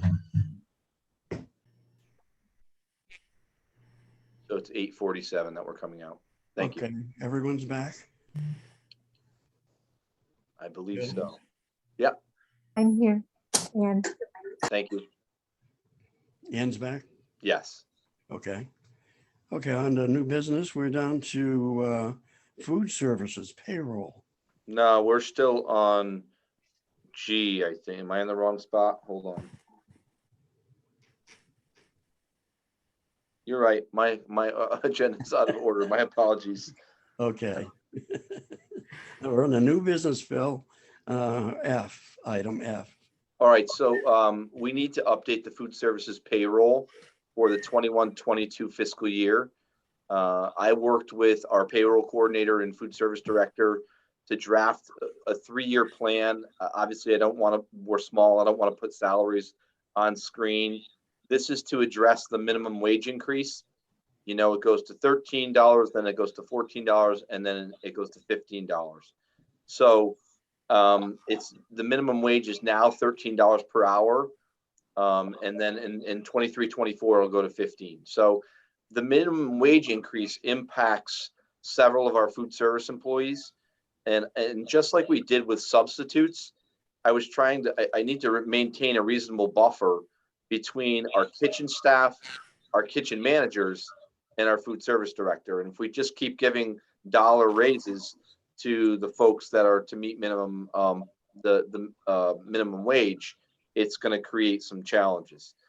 So what I did working with our food service director and our payroll coordinator, I'm proposing that we increase the hourly rate by $1 for all food service employees under the food service director. And then that the food service director gets a 3% increase. That is under $1 raise, but she is the obviously the highest paid employee out of that group. And that would maintain a reasonable buffer. And then basically what I'm going to tell you is I'm going to make this suggestion the following year and the year after that, because I think if you don't, what happens is that the people that have been in the business for 18 years and then are our kitchen managers, the gap is going to be very narrow between someone that only has a few years of experience and they're doing food prep in the kitchens. So this 3-year plan, we calculated out, estimated based upon their hours, the additional cost. The increase in year 1 would be about 7,400. 21-22 would be about 6,000. Sorry, and that was 21-22. It would be 6,000 in 22-23 and about 6,000 in 23-24. And so you're only making this, I'm only recommending that you approve this for this 1 year, but I wanted to give you the layout that we've looked at this for 3 years. So I'm asking you to, again, increase because of minimum wage, all food service employees under the director by $1, and that you increase the food service director's salary by 3%. Hourly, it's her hourly rate by 3%. Okay. Do I hear a motion to that effect? Can I have a question? Quick question. We'll discuss it after the motion. I move that we increase the food service and food employees rates of pay as presented. Okay, I second it. Elena seconded. Okay, Elena, you have the floor. Thank you. I just have a question to Phil. Everything, all those changes which you just named, are they included, are they covered by our current budget, or that's additional? So that's not in our budget where that money comes out of the food service program.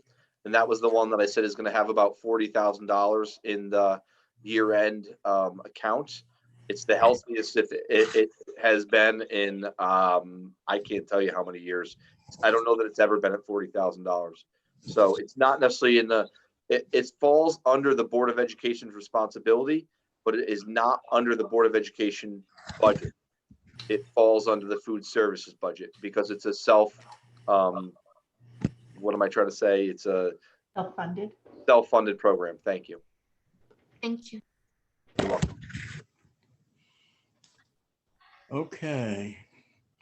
All those in favor of the motion signify by saying aye and raise your hand. Aye. Bye. All those opposed? Abstentions? It's so voted. Thank you. Okay, we're down to meeting procedures for remote, hybrid, and in-person meetings. This is for board meetings. Does it feel better? Oh, good. Okay. Pardon? And you can mute yourself if you need to. Oh, I'm sorry. Okay, I guess Phil has a Yeah, I tried to. line, but just the I think there are three types of meetings that were involved in-person meetings with some ramifications to it, full remote meetings such as we've been doing, and a hybrid where you have some Zoom, some at home. And also there's a question as to how you're going to provide the public come in on it. And Phil, maybe you can outline your 3 suggestions there. Yeah, I just want to make sure. I'm getting a lot of feedback, so I'm just trying to figure out where it's coming from. Right now we're at full remote. Yes, correct. So let me share my screen again, sorry. So the executive order that this fell under 7B, it expired and it was replaced by the implementer bill. And so the first select woman called the board chairs groups together to talk about what the options were. These are the options. I tried to pull them into to make some sense of what happens under each item. And there's pros and cons to each, obviously. Each board has the ability to decide which methodology they want to implement for their meeting. So basically there's requirements under each. If you decide moving forward that you want to go back to full in-person meetings, I put some bullets under here. So there's no social distancing requirements. People would come into the rooms just like they have. It does allow for Board of Ed members the opportunity to participate electronically under this. There's no need to adjourn or postpone the meeting if they lose connection unless you need them for a quorum. Okay, so say Tracy Anderson said, you know, listen, we're going to be fully in person, but I want to be remote. That could be the case, and in person would allow the public back into the meetings. Okay, and 8th, Tracy could be remote. Remember that means we still need the Zoom link would only go to Tracy. It would not be for the public. And I'm just going to say, Erica Wachitsky, I know you're on. If I say something wrong, please correct me. The hybrid meetings is where you have in-person people and you have remote at the same meeting. You need someone to run these meetings so you can kind of manage the room, because we have some technology in one of the town office building spaces. But if there's 2 meetings that need to occur in one night, right now we don't have that capacity. We did order something called an OWL that will give us that capacity, but we don't have them yet. And we need to practice that. So when you are doing hybrid meetings or remote meetings, if something's not unanimous, you have to do a roll call vote. And the minutes need to specify who was the person that was and how you were participating. So, you know, tonight it would be, if we were all in person and Tracy was remote, it would say everyone was in person except for Tracy. All right. Their hybrid is nice to give access to people. You would have a Zoom meeting running, but you could have people in the room, public in the room. Okay. There's some rules about if there's a disconnection or an interruption, and that's if there's less than 30 minutes. Herb would be able to suspend the meeting for not less than 30 minutes, couldn't be more than 2 hours, so that we could either meet in person if a quorum could happen, or if you could restore the connection, and Herb would make that decision. And then obviously remote, that same thing applies. If you go fully remote, one caveat of that is that if a member of the public requests within 24 hours they want to meet in a physical location, we have to make that physical location available for that person to attend.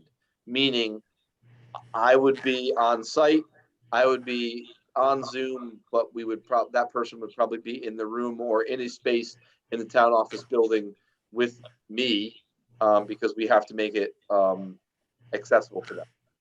Okay, you don't have to adjourn if they lose connection, and we also need to be the ones to provide the equipment for that person to be able to attend the meeting if we go fully remote. Whichever one we select, and out of the 3, in the future, if we want to switch to something else, we could switch around. That was I think Erica said that that would be a possibility. I think you can. I think there's just a time limit on how much time you give people notice to Yeah. for the meeting. Michelle? Just to clarify, under the in-person meeting, then you would have to have a quorum of people in person, and then people beyond the quorum could participate electronically, but you would have to have at least 4 of us physically present in the room. Correct. And if you decide to run remote meetings, if you have a quorum of people in the same location, you actually have to open it up to the public. So that last, and I don't know that I see that on there. Yes, the second bullet under remote meetings, if you have a quorum in one place, you have to allow the public to attend in person. So Are you talking about the in-person? No. remote, if you decide to stay remote, but 4 board members, which is what you need for a quorum, Yeah.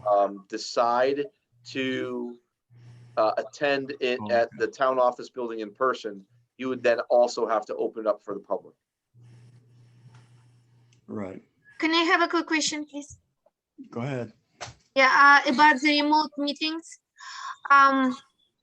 I don't understand the 24 hours in advance request for the physical. I thought being on the library board, how we will explain this particular part, that if somebody wants to attend and doesn't have the computer, then we do not have to provide the physical place. We have to provide the physical computer place where they can participate, having the equipment. Like, for example, let's make sure he can be in the library and the library computer. That's what how I understand. Maybe we misunderstood, but we voted on this basis, on this type of understanding. Yeah, I don't know if you want to let Erica chime in if she's still here, but I think you need to provide a physical location for that individual to attend. And when it says we provide the equipment, that means that we have the what I'm going to call a smart board type TV upstairs that they could watch that. I don't know if she. So so you would have to provide a public location and provide them with the same equipment that anyone else attending remote would have access to. So it wouldn't be that you'd send them home with a device. You have to provide them a location and the device that would make it equitable for them to attend a meeting in the same manner anyone else could. So in your example, Elena, the library may have staff at the library during your meeting, so they may be able to attend and have the equipment at the library. But for instance, the Economic Development Commission would not. They would not have staff. They would then have to open a public building and provide a device for any individual making that request. That was Selectwoman Wachinski, just for anybody that's watching this later. Thank you, Erica. You're welcome. Thank you, Erica. Okay, any other questions at all?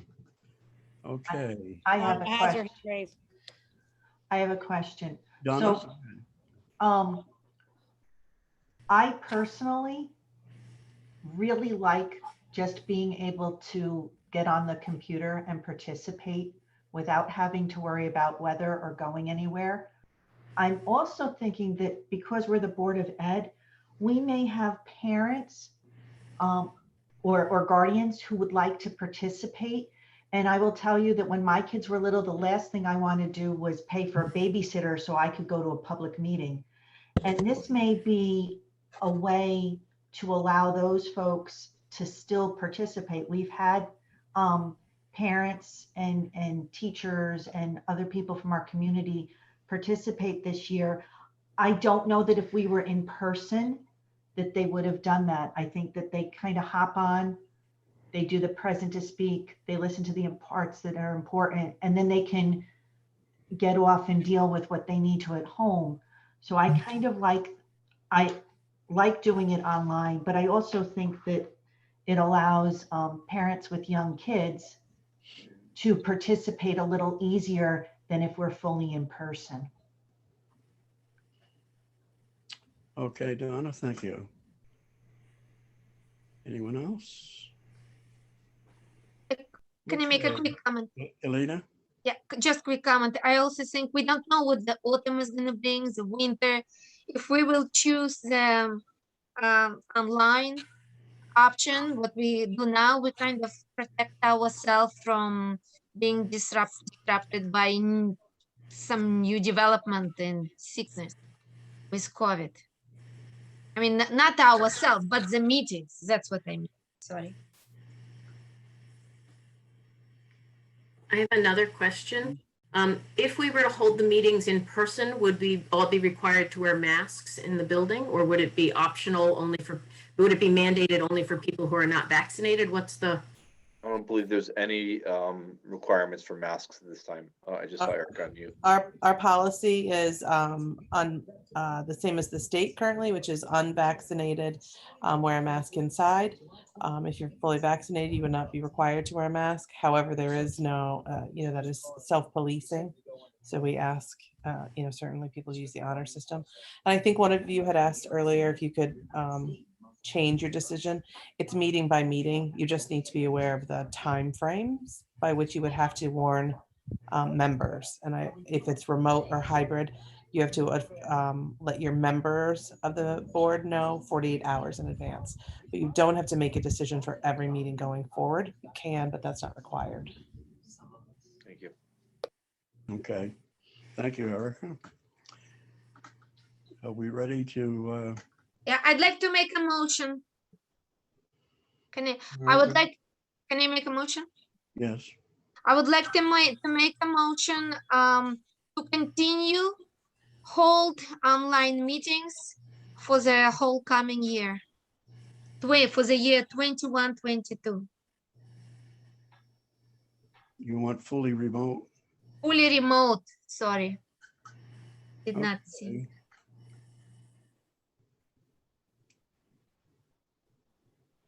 I hear a second. I can second it. Okay, Donna seconded. I have a question. Yes, go ahead. Do we know if the way the law was passed, this was part of the extension of the requirements? I don't think that the governor has the power to make this decision for the whole year himself. April If you 30th. revert back to statute, does it say that it's for the whole year? Yeah, the implementer bill it runs through April 30th, 2022. Okay, so we could only vote Elena through the end of April, That's the date you would want to put in right now. Yeah. Thank you. So do you want me to correct the motion? Yeah. Yeah, sorry. So the correct motion, you know what? I move to Just accept the friendly amendment. friendly amendment. If you accept the friendly amendment of saying The friendly amendment. through Thank you. April 30th, 2022, I think that's. You're withdrawing your original motion, right? No.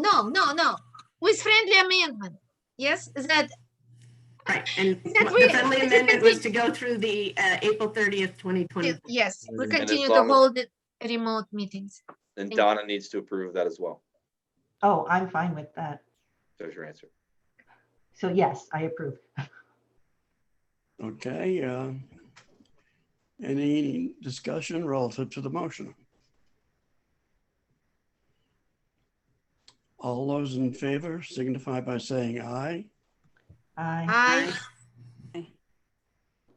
All those opposed? Abstentions? Apparently the motion is passed. Herb, I just want to clarify for voting's sake. Anne is muted, and I want to make sure if she voted, we need to know how she voted. If she's not there, it still passes, but there's got to be an abstention, I would assume. Yeah, I don't have her picture up above there, so. Yeah, Oh, wait, here she comes. there you go. Anne, did you vote? No, I did not. I'm going to abstain again. Thank you. Okay. Okay, Anne, thank you.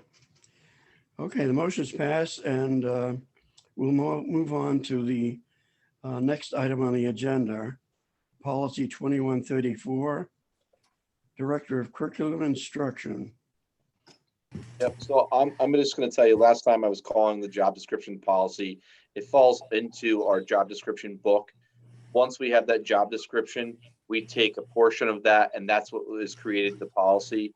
So if you look at the admin section of policies, there's just like a snippet of the job description that goes into the policy. So what I sent you and what you approved last meeting, I sent you basically an update with a 2-paragraph that is what actually goes into policy.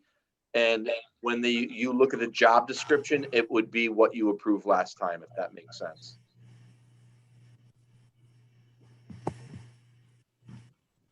But it's consistent with with the principal and special ed director positions. They're written the same way. Yeah, Michelle? I move that we approve policy 2134 for the Director of Curriculum and Instruction temporary position. I second it. Okay. Tracy seconded. Elena seconded. I didn't speak. Elaine? Okay, Elaine. Okay. Any discussion? All those in favor signify by saying aye. Aye. Aye. All those opposed? Abstentions? So voted. And I'm just going to say Ann was on camera and raised her hand. Yes. Okay. Okay, we're down to old business. Approval of the social emotional learning. Yeah. So following your last meeting, I provided all the information that you'd asked about for second step. I gave you an email with a bunch of links in it, the YouTube meeting link, the information on the CASEL frameworks, just some general information from second step, the scope and sequence for the elementary and middle school second step models, and then their alignment with the CASEL standards. So I'm not sure what questions you have at this point. The only question I have on the SEL is that I know this is a hot topic right now everywhere, even though I think it's kind of a fad. How much time are we actually talking about under SEL? I mean, we spend a lot of time in this particular area as opposed to time for what education should be. And in other words, we have curriculums and courses in reading and writing and math, social studies and other things. And now we have SEL, which is consuming some time and is taking away from some of the basic courses that we have. And I really think that we should have some idea of how much that curriculum is going to penetrate our regular programs. So this is already built into schedules that you already have out there. So for center school, when they do a morning meeting, this could be something that they're doing once a week. And it's part of that morning meeting process. It just follows the scope and sequence. And part of that morning meeting process, they could reinforce any skills throughout the day, but they're tied to what is in our curriculum already, and they're integrated in. Same thing with the middle school. There's a block, an advisory block that's in there already. It's been in there for years now, and it would happen during that block of time, and then it would be reinforced throughout the curriculum and whatever lessons people were doing, because they would know what lessons had been taught. Now, how much time will the staff be involved in this? Now, don't we have some professional development for them? Yeah, this would be planned for, we talk SEL, when they could be doing work in English or social studies, math. So is it going to affect that part of our curriculum as well? So we had an admin retreat today, and we're working on the professional development schedule for the fall for the kickoff or convocation. And this SEL bit would be part of it. The good thing about this is that the professional development is recorded, and so they can do this in their small groups of team. There are times built into the school day for team time, for collaboration time, they can use for this professional development. But a portion of the professional development at the beginning of the year will be used to talk about the implementation of second step.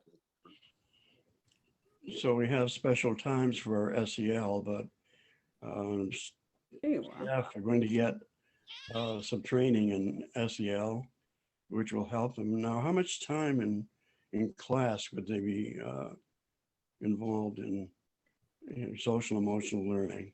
Yeah, it's these lessons are minimal, and I don't have that information in front of me. I think typically a lesson would max out, at 30 minutes if you ran through an extended activities, but some of them are 12 minutes, and that's what a typical morning meeting would look like. And it also depends on engagement. If students want to take something a little bit further in their conversation, that's at the discretion of the teacher, as long as they're not missing something else.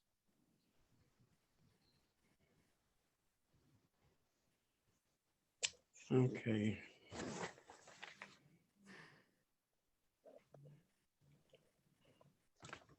Does anyone else have a question or comment? I do. Phil was kind enough. I read all this stuff, listened to all this stuff. I printed out the second step elementary digital program, the full scope and sequence, all however many quarter of an inch worth of paper to read through. The one thing, and Phil's, I had a specific question on the 8th grade unit 4 about managing relationships and social conflicts. Lesson 21 talks about values and relationships. And the one thing that I'm concerned about is it's a bit vague on what values we're trying to teach. So I don't, they talk about, can you recall some of the values we talked about, and then call on the students at random to respond. So I'm not sure what kind of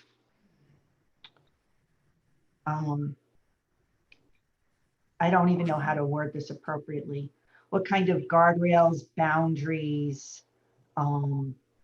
acceptable, non-acceptable kind of stuff,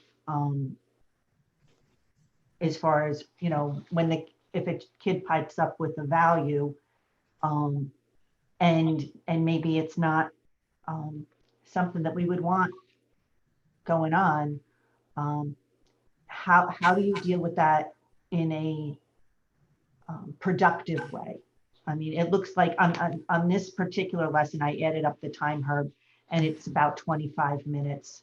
Of course, if the activity goes longer, it could be longer, but I think Phil gave you a reasonable, if you expect it to take a half an hour, that's a reasonable time frame. But how do you deal with something like that?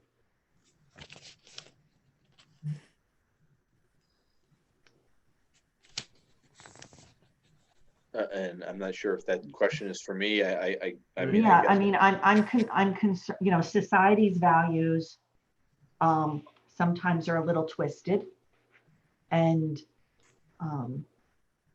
without knowing what the values are. I mean, I had a bad experience with Wellington Public Schools where there was a book that was read, and this was a number of years ago, and it could have been a really great teaching opportunity. The adult in the story basically stole from a neighbor in a twisted kind of way. And so I asked the teacher, okay, yeah, this stuff happens. How did you address it so the kids know that this behavior is wrong and they shouldn't be doing this? And the teacher's response was, we're not allowed to teach values. And so now I see this, and I'm saying it says values. Well, if you can't tell the kid that stealing from your neighbor is wrong, what kind of values are we instilling in our children? And that's what prompted the question. And I was hoping that it would give me a little list of these are the values we want to instill, and I could say, okay, I'm okay with that. They had a list on it. It was in the 3-minute kind of, I think, setup section, and they talked about samples that they had discussed last class. Yeah, and It was- that's why it was kind of random. Yeah, it was vague. What I'll tell you is that would be where we would want to connect a portrait of the graduate and the values that we have in our portrait of the graduate. Well, that's part of the problem is the portrait of the graduate isn't finished and it's got no end in sight. It's been going on for since I started. So it's been over a year and I know it's a work in process, but it's hard for the teachers to instruct, to reinforce the portrait of the graduate when it's not final.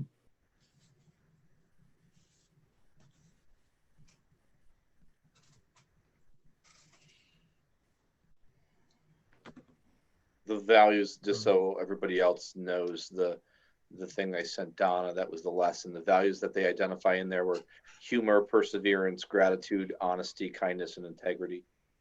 That was the type of thing that they were talking about when they were talking about values. What's the first one you said? Humor? Humor, And then what's the second? perseverance, Uh-huh. gratitude, honesty, Mhm. kindness, and integrity. And there's nothing wrong with those. But it says call on the students to randomly respond. So, I mean, and obviously when you call on students to randomly respond, you kind of never know what you're going to hear. But I didn't know if there was some overarching list or if that was the extent of it. That's just what came out of that lesson there, what we see in those lessons. Yeah. Are they, question, Elena? sorry, yeah. Are those values, are they listed by their importance or they just listed? Oh, they're just listed. It's in a pair and it's in a sentence. Thank you. Phil, I was reading somewhere where the state or some agency has a SEL measuring stick for students' social and emotional skills. And I don't know whether we're going to be using that or not, or whether we used it before we implemented it or are going to implement an SEL program, plus everything else we've been doing with the health services. But it would seem to me that measuring these is something that might be important in some eyes, but is it going to be used in place of high stake purposes like grades for a regular program and evaluation? No.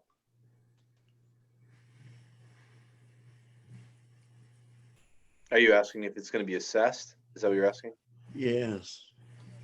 I mean, there's measuring their social and emotional skills and quantifying them as goes in their record, and also is it going to supersede the measurements and grades that we use to evaluate our courses in English and math and science, or are they No. going to be equated the same way and are equal in nature? No, it's not going to replace those. And it's just like, when you think about what Region 19 is doing with Portrait of the Graduate and looking at, the skill of communication and having benchmarks for what is a freshman, what do we expect as a freshman for communication and how's it integrated into curriculum. This is no different. We want to make sure that students have the social emotional capacity to deal with things that come their way. And that's the purpose of this program. And it's really a tier 1 program that's meant for all students. So they build their repertoire, their toolkit, and they know how to handle situations. And that's really the purpose of the SEL program.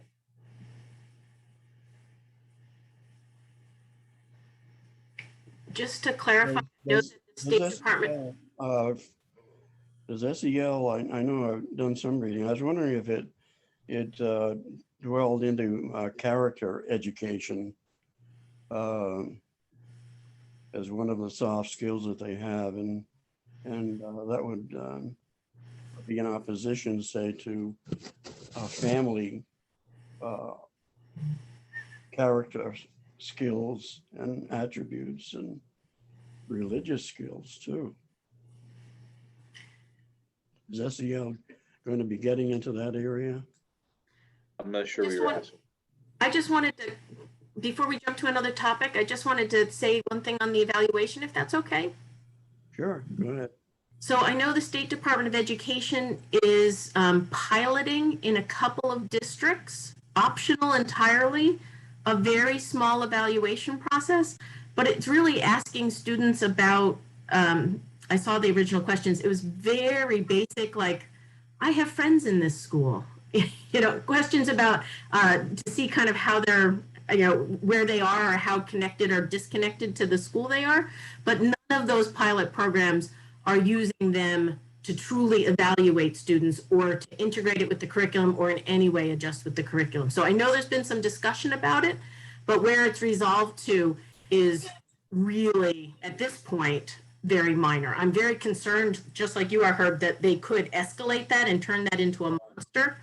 So it's worth us watching it, but it's something that'll happen this semester, you know, this year. Well, that's what they do, though. They, you know, the State Department or some agency pilots them around the state, and the next thing you know, it's worth watching. It's worth watching. Yeah. Well, I would say I'd be concerned, you know, you hear about these social credit scores now. So if the powers that be deem that short people are less valuable than tall people, or people that smile are more valuable than people that frown, that could be a real problem. I'd feel more comfortable with this program if, other than the fact that noting that the student participated in it, that would be kind of the limit of how it would affect any grades, and that way, you know, just note that they've gone through it, and that way. And the other thing would be that the school is really good at informing families what's being covered, so that if they have specific questions or concerns, they can ask them before they feel that their child's been indoctrinated. They can ask them and get a comfort that everything's okay, or express their concern and have it dealt with appropriately. Yeah, there's a family component to this program too. Do we have, Phil, do we have any data regarding the social and emotional skills of our students? Or is that just something that it's hypothetical? We know they have problems and issues. Yeah, I mean, you could look at a lot of data. You could look at discipline referrals. You could look at the number of students receiving counseling services. You could look at the number of students, you know, receiving meeting with our school counselor. Or, I mean, there's, you know, we could use our climate survey data of, and that's kind of what Michelle was leading to, I think, earlier. But and that's connected to, like, you know, do people like me in the school? We look at all those things now. It's connected to what we have to provide for our climate survey. Tracy had her hand up too, Herb, I think. Tracy? Oh, yes. I'm just referring back to my notes from when the curriculum committee met with the social emotional learning committee, or Marcia came and spoke with us. She talked about, this is the tier 1 intervention that has been talked about at meeting after meeting when we were discussing everything back last summer, and we had presentations come, and it's very much requested by the teachers who are looking for something, and they really studied many different models, and this was the one they felt best fit what the committee was looking for, and matched our portrait of a graduate in our other curriculums, and it follows the best practices of teachers, and so I really think we should move on this, because we've discussed it a lot, and it was requested by many parents and community members during those meetings was, what are we doing for tier one? What are we doing in the classrooms? This is the answer. And I can't remember, I think, Michelle, you had a statistic about this being one of the most widely used social emotional learning programs in the state. So I think it comes with high recommendation from other buildings, and they did talk with other, the committee did talk with other schools who have used it. And I have personally seen it used in several different districts with good success, and it carries through not just those 10 minutes or 15 minutes or 25 minutes that you're doing it. You carry it through, because in preschool lessons that I was using, it was things like, eyes on the teacher, hands in your lap. It was things like that that you could easily repeat, and the kids would hear it over and over, and it would model and give direction so that everybody was in the same place as far as what are good social practices, as well as how to show empathy and kindness. I mean, it carries through to the other subjects as well. So it's targeted during a certain time during the day, but then it's carried through in the rest of the curriculum in math and science and social studies and PE and language. It's everywhere, because you can share it amongst everyone, especially since it's digital. Yeah, okay. The one thing I don't think there's any information on it, but when I think of a program like SEL and other programs like this, and over the years, I've seen all kinds of programs, and there's some kind of force behind everything like this. And I don't know where it originated. It's been around a little bit, but there's a lot of money involved in this too. A lot of the programs that are being purchased by school systems, and we're hiring people to work in the SEL area, and counselors, and spending a lot of money. Every board member is spending money in this area, and because it does cost quite a bit. And The number one goal for the I kind of look at that as a, there's some people that are making a lot of money off of this SEL. They're bound to. But it's an important area, and as Tracy said, some of our teachers felt very strongly about it, and I'm proud of them for doing that. There are probably some who don't address it exactly the same way. I'm sure there are differences of opinion regarding it, but it is a moneymaker.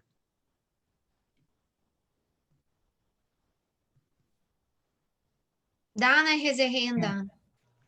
I can't see her hand. I just like to make a motion that we accept the Second Step Elementary Digital Program to I meet second that. our social, emotional, and it's social emotional learning requirement, with the understanding that parents will be informed timely so that they can participate in the process and express any concerns they have, and also to help reinforce the positive things that are being taught. Tracy, did you hear all that? Yes, I did, and I agree with it. I second it. I'm sorry, I jumped the gun. It's 9:30 and I'm tired. I have to get up at 5:45. So I just want to move on with the discussion. It's been moved and seconded, and now we have our discussion, if any. Any discussion, comments? If not, we'll move to the motion to accept the social emotional learning curriculum step 2. All those in favor signify by saying aye. I, All those, Anne said I too. all those opposed? Abstentions? Anne, how did you vote? I voted yes. Okay, it's unanimous. And we'll move along to item B under old business, which are board goals. Can we, it is late, can we, and I just got this paperwork, I was able to print it out today. Can we table this until our next meeting so we can be thoughtful and less fried?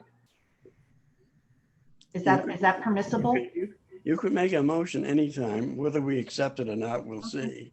I make a motion that due to the late hour and the late receiving of the Wellington Board of Education District Framework, that we table this until our next meeting. I second it. Elena Testa. Okay, it's moved and seconded. This is a tabled motion. There's no discussion or amendments. All those in favor signify by saying aye. I Okay. Opposed? Abstentions? Abstention. Ally, you need to do a roll call. For this, I need to do the roll call. Sorry, say that again. For this motion or to end the meeting? No, this is a No. roll call for the On the board goals. Okay. table. So Herb, That's Herbert. Herbert. Herbert. Yes. Okay. Yes. Yes. And then Elena. yes. Yes. And then Michelle. Abstain. Abstain. And then Anne. Yes. Yes. And then Tracy. Yes. Yes. And then Donna. Yes. Okay. 5-1. So that's five yes and then 1 abstain. Okay, the motion is passed. Okay, we'll postpone that till next meeting. Thank you. Thank you. Phil, do we have any parents or any citizens out there? Anybody that's present this, is that what you're on, present to speak? Anyone that's on the meeting still that's present to speak, you can't unmute yourself.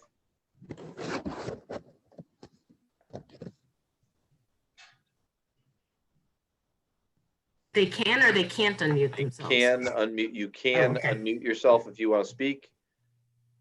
And I don't see anyone unmuting.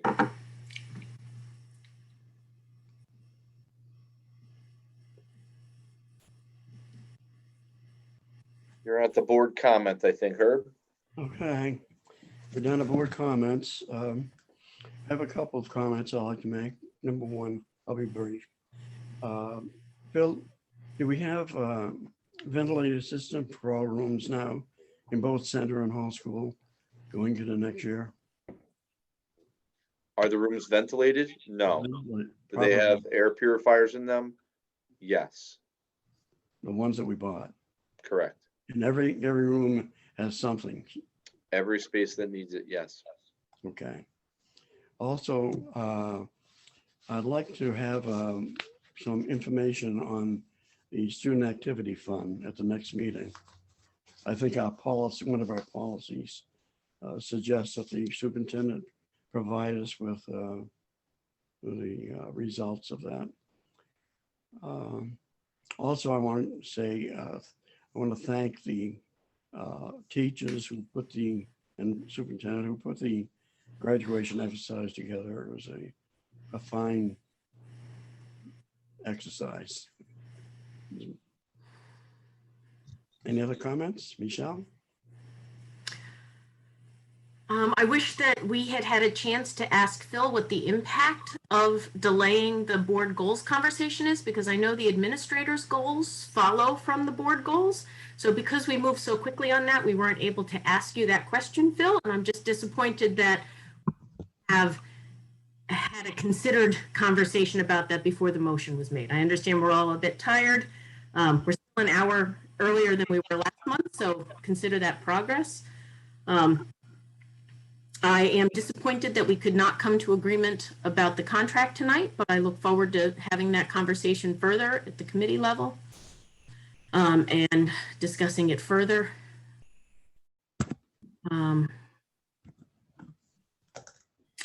I think that we should keep it, even though we have voted to move to all remote meetings, there are big pluses to that. We may want to, at some point, have a conversation, depending upon how the track of the virus goes. So maybe October or November, if it looks like things are not coming back, we might want to, at that point, have another conversation. So I just want to put that out on the table as a possibility that we could move to a hybrid model that would still allow parents to watch us and be involved, but to allow us to be together. I really miss not being able to see Donna on the screen ever.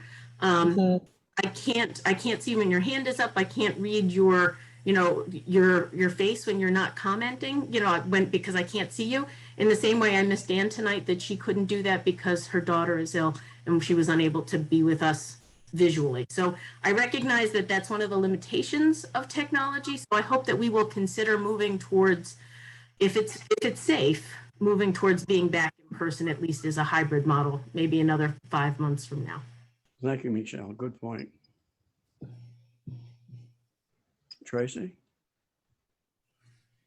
I'd just like to wish our staff that left, Sky and Janine, I believe, wish them well in their new adventures and welcome Nicholas. And I'm excited that we're progressing in moving forward to getting a new director of curriculum instruction. And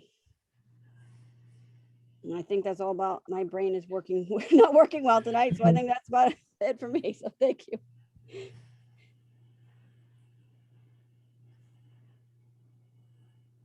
Okay. Mm-hmm. Donna? I'm glad you missed me, Michelle.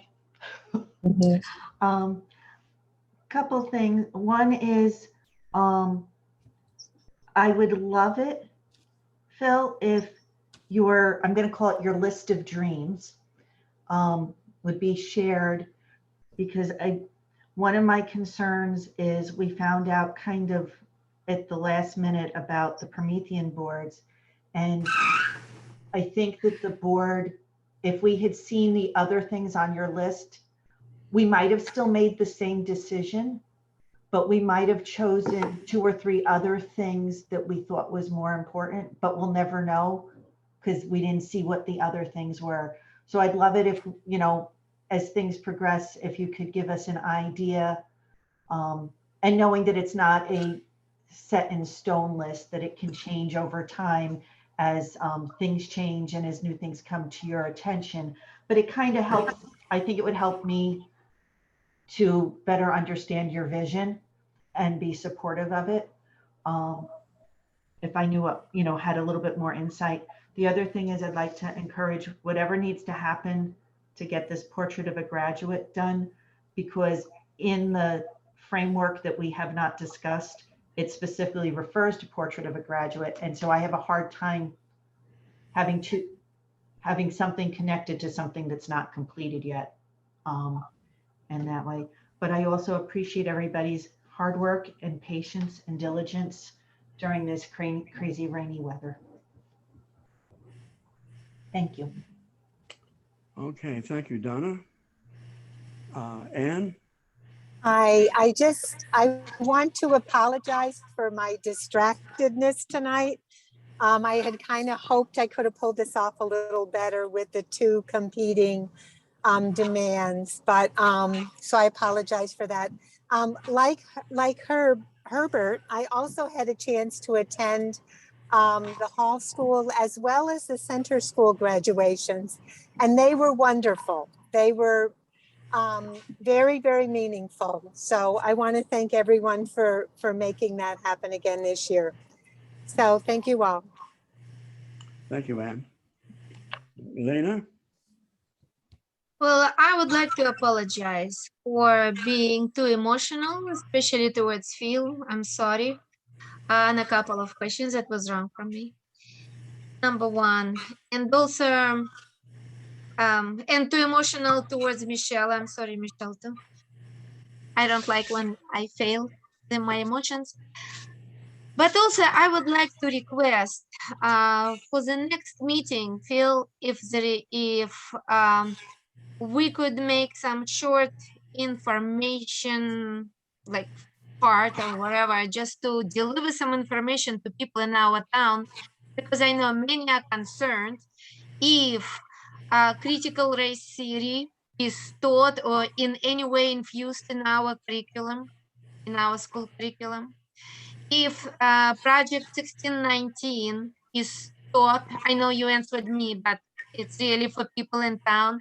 If Project 1619 is taught in our schools, and if our children, the third question, if our children in our school curriculums, if they are taught that they can select their gender.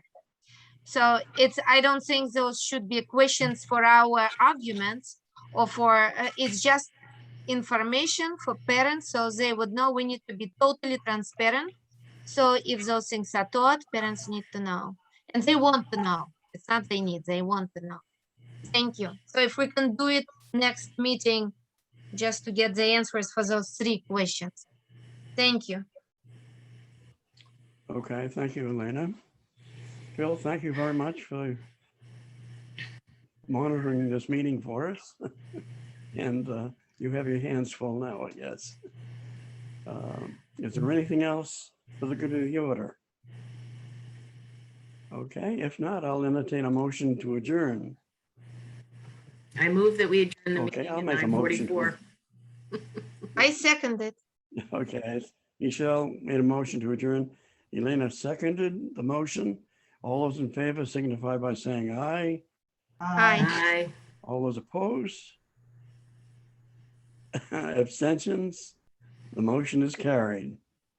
We are now adjourned. Thank Good night, everyone. Have a Good good night. everyone, and